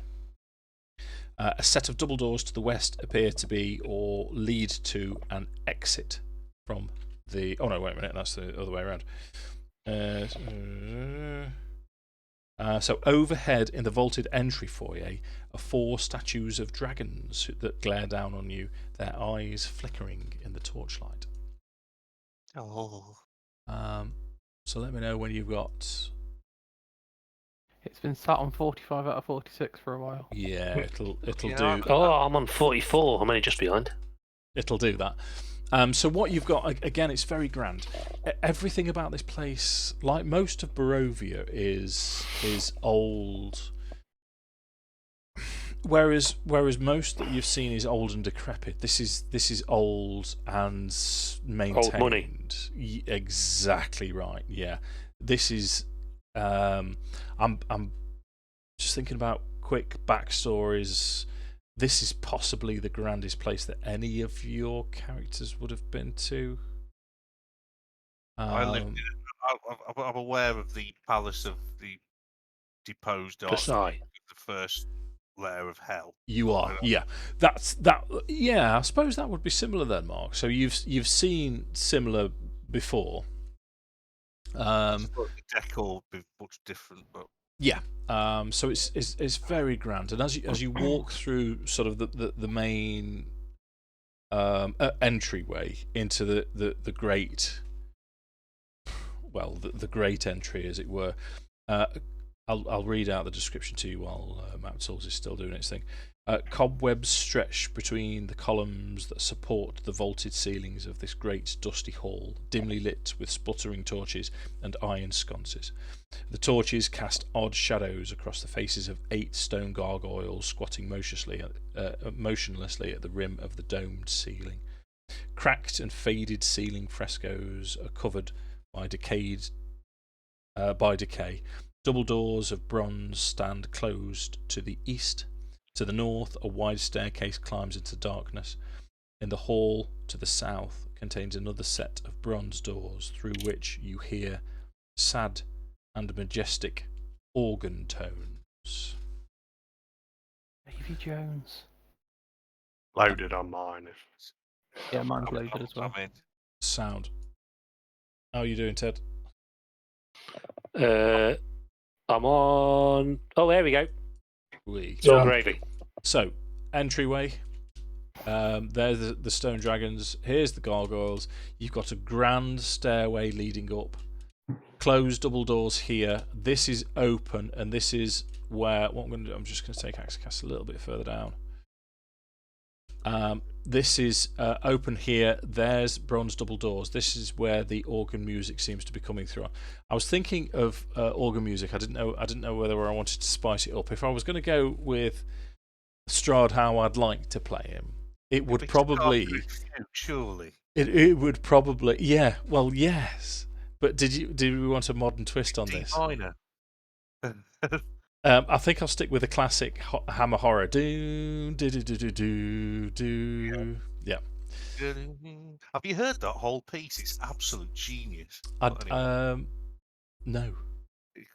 I'm sure you'll play it to me next time I come and visit. Cartoon Fugue in D minor. So Escher is pointing you towards, and as you walk through and hear the organ music, he'll say, that's the master. He's just finishing off his practice. He does like to practice when he gets the opportunity to. Not that he's had the opportunity much recently. So, would you permit me to show you to the rooms prepared for you, so we can get you changed for this evening's meal? Yep. Are these separate rooms, or are we sharing? Change so we can be the evening's meal. So what's entirely wrong with the dirt smeared clothing that we've got on? Both a bit like Paul. So in response to Jarek, he's just gonna. I wouldn't have actually said that. Oh right, okay. No, it's just me being So in response to Fester, he'll just sort of laugh it off as if you are being funny. And what did I'm a funny guy. Yeah. What did Nik say? I don't think Nik said anything. Oh, didn't you? Sorry. Oh no, you did.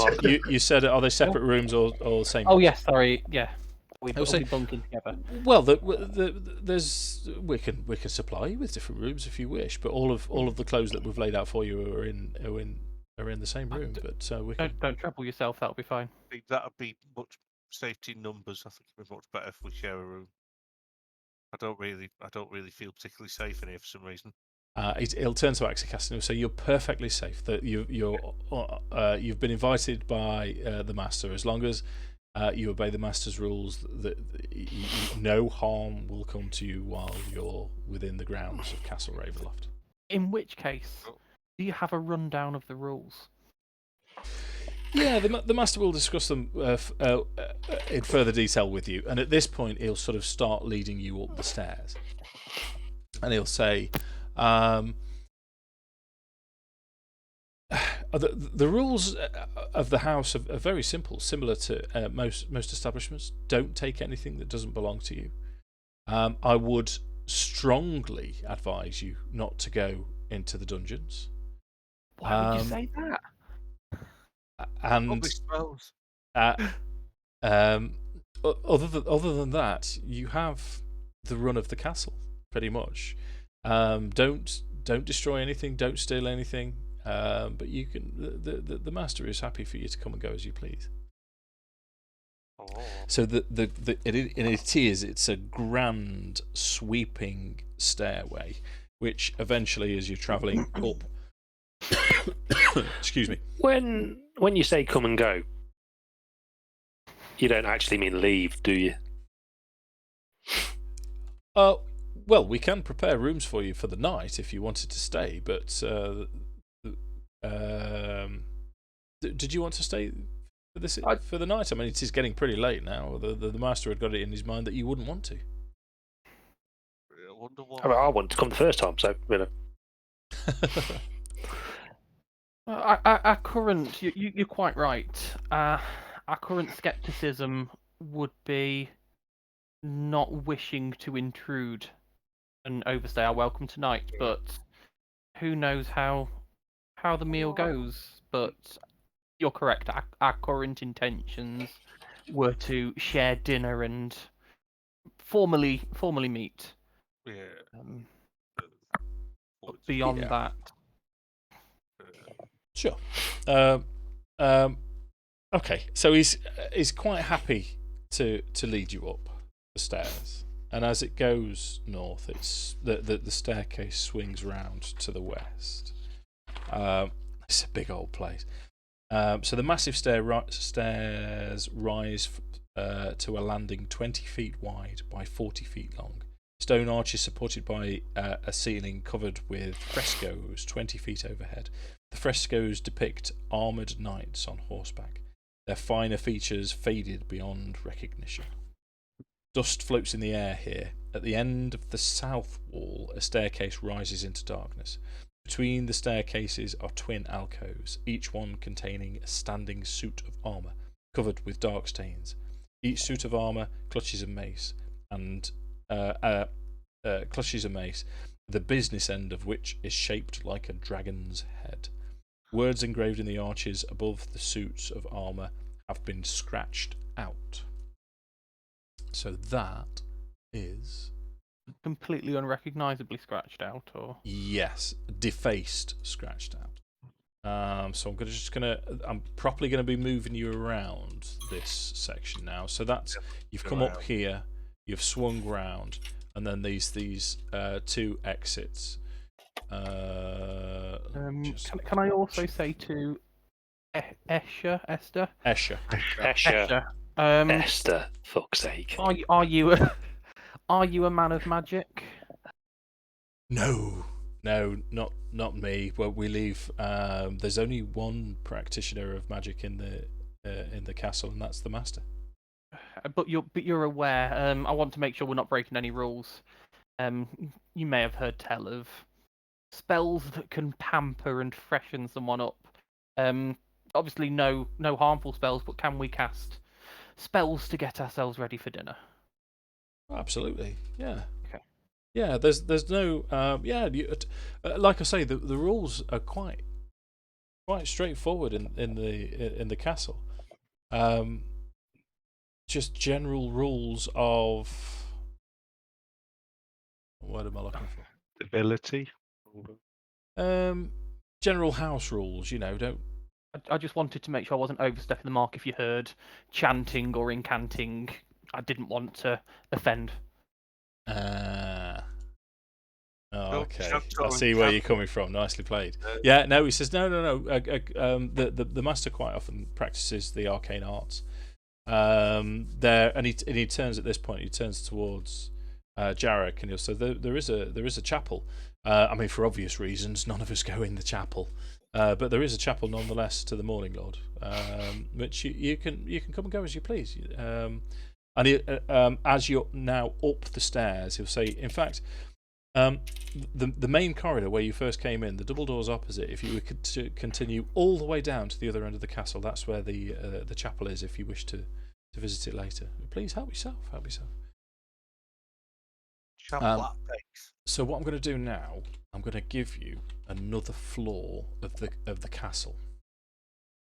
It's going to be worth doing all of this with map tools, potentially. Just get it ready for the next. Yeah. It might take a while to load each one. So once we've got it, it's a quick upload from then on, isn't it? It's not only that, the places that you've already been will be already available. Yeah. So as you go up the sweeping stone staircase, frescoes everywhere with the scratched out knights nameplates, it swings round to the south again, and you come to like a grand audience hall. Dim light from the courtyard falls into this great hall through the broken glass and iron lattice. Broken glass and iron lattice work of a large window at the west wall. This immense room is a place of chilly, brooding darkness. Empty iron sconces dot the wall. Hundreds of dust-laden cobwebs drape the hall, hiding the ceiling from view. Directly across from the window stands a set of double doors in the east wall. Further south is a single door, also leads. So the staircases that you've just come up lead down. At the far end of the southern hall is a large wooden throne which stands atop a marble dais. The high-backed throne faces south, away from most of the room. Is that loaded for you? Yeah. So it's facing. Is it facing a brick wall, or is it facing kind of a windowed wall? It's facing a brick wall. Bit weird. So what he's then going to do... This is a big old place, this. Just going to have to find my own bearings. In order for you to share the maps, do we need to be logged in at the point you share them, or could they be shared whilst we're offline?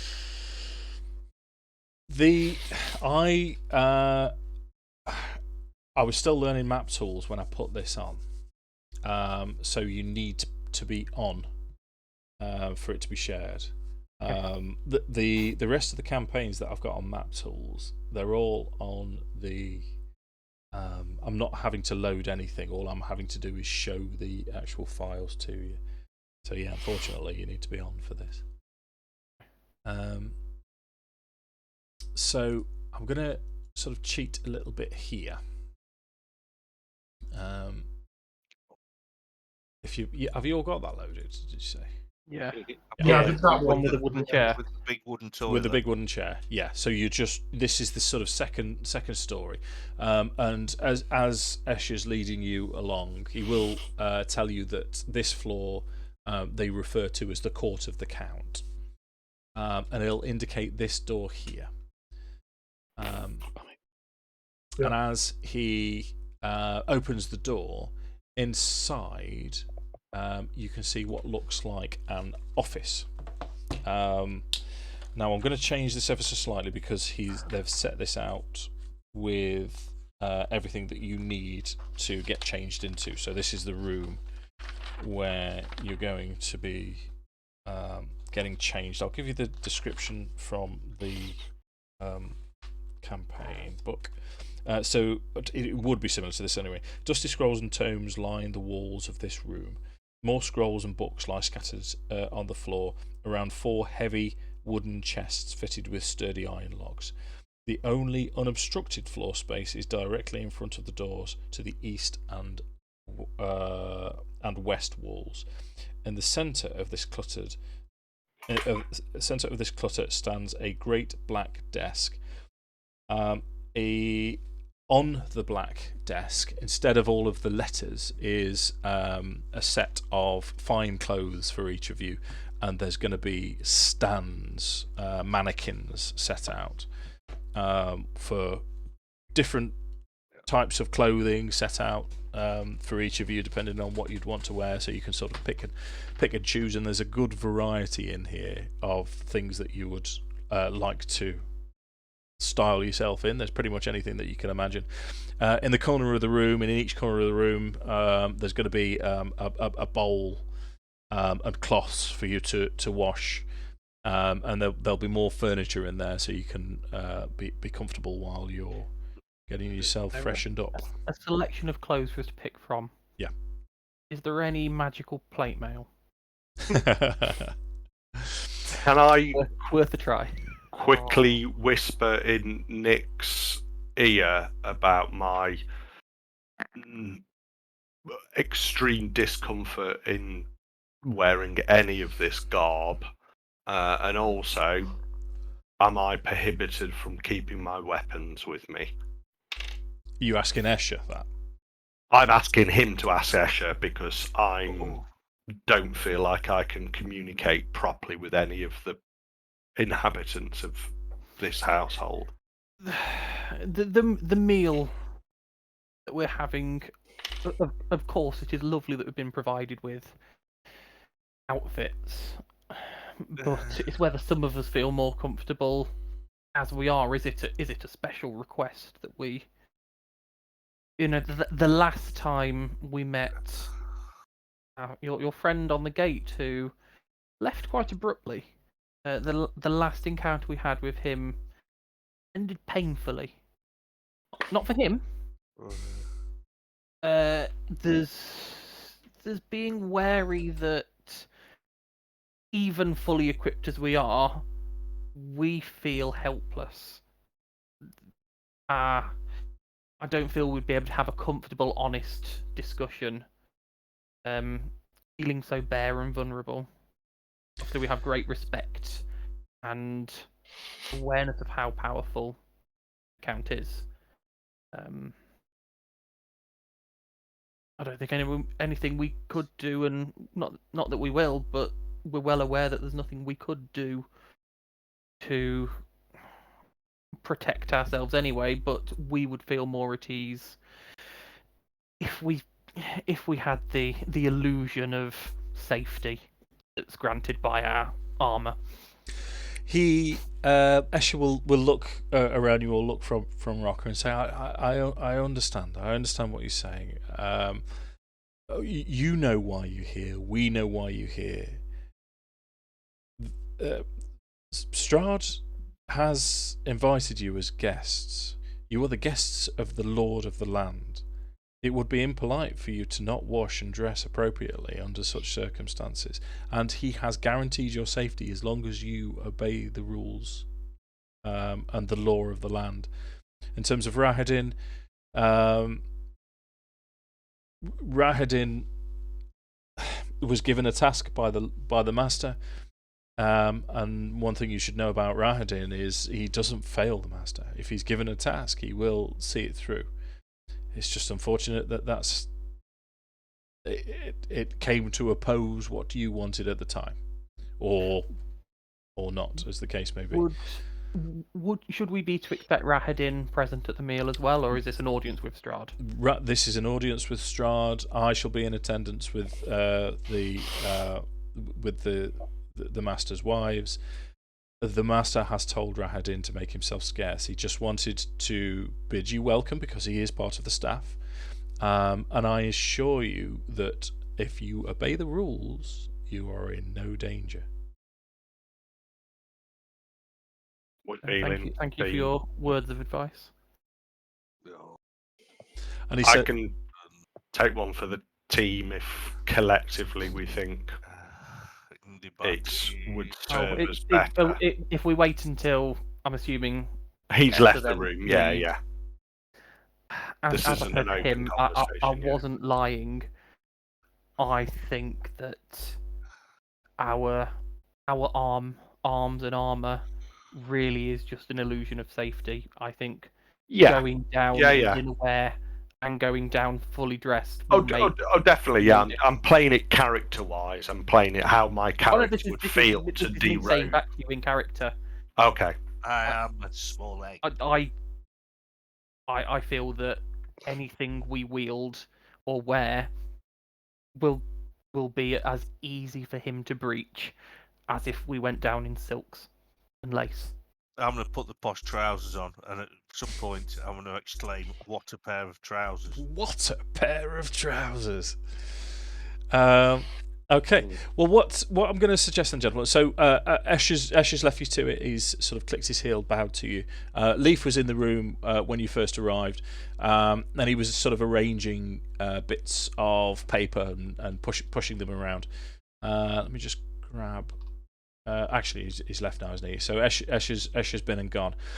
What I'm going to suggest to you, mate, gentlemen, is it's 11 now. I'm knackered myself. So it's my attention was waning towards the end of all that description. So we'll leave it there. But it's a very nice supper at Castle Ravenloft session next. Good place to start. Time to dwell on what you're going to wear. Have a think about what fantasy outfits you're going to put. Can we know what's being served so we can all have it ordered in takeaway ready for next week so we're all eating together at the same time? Well, Esh is gone now. You forgot to ask. Yeah.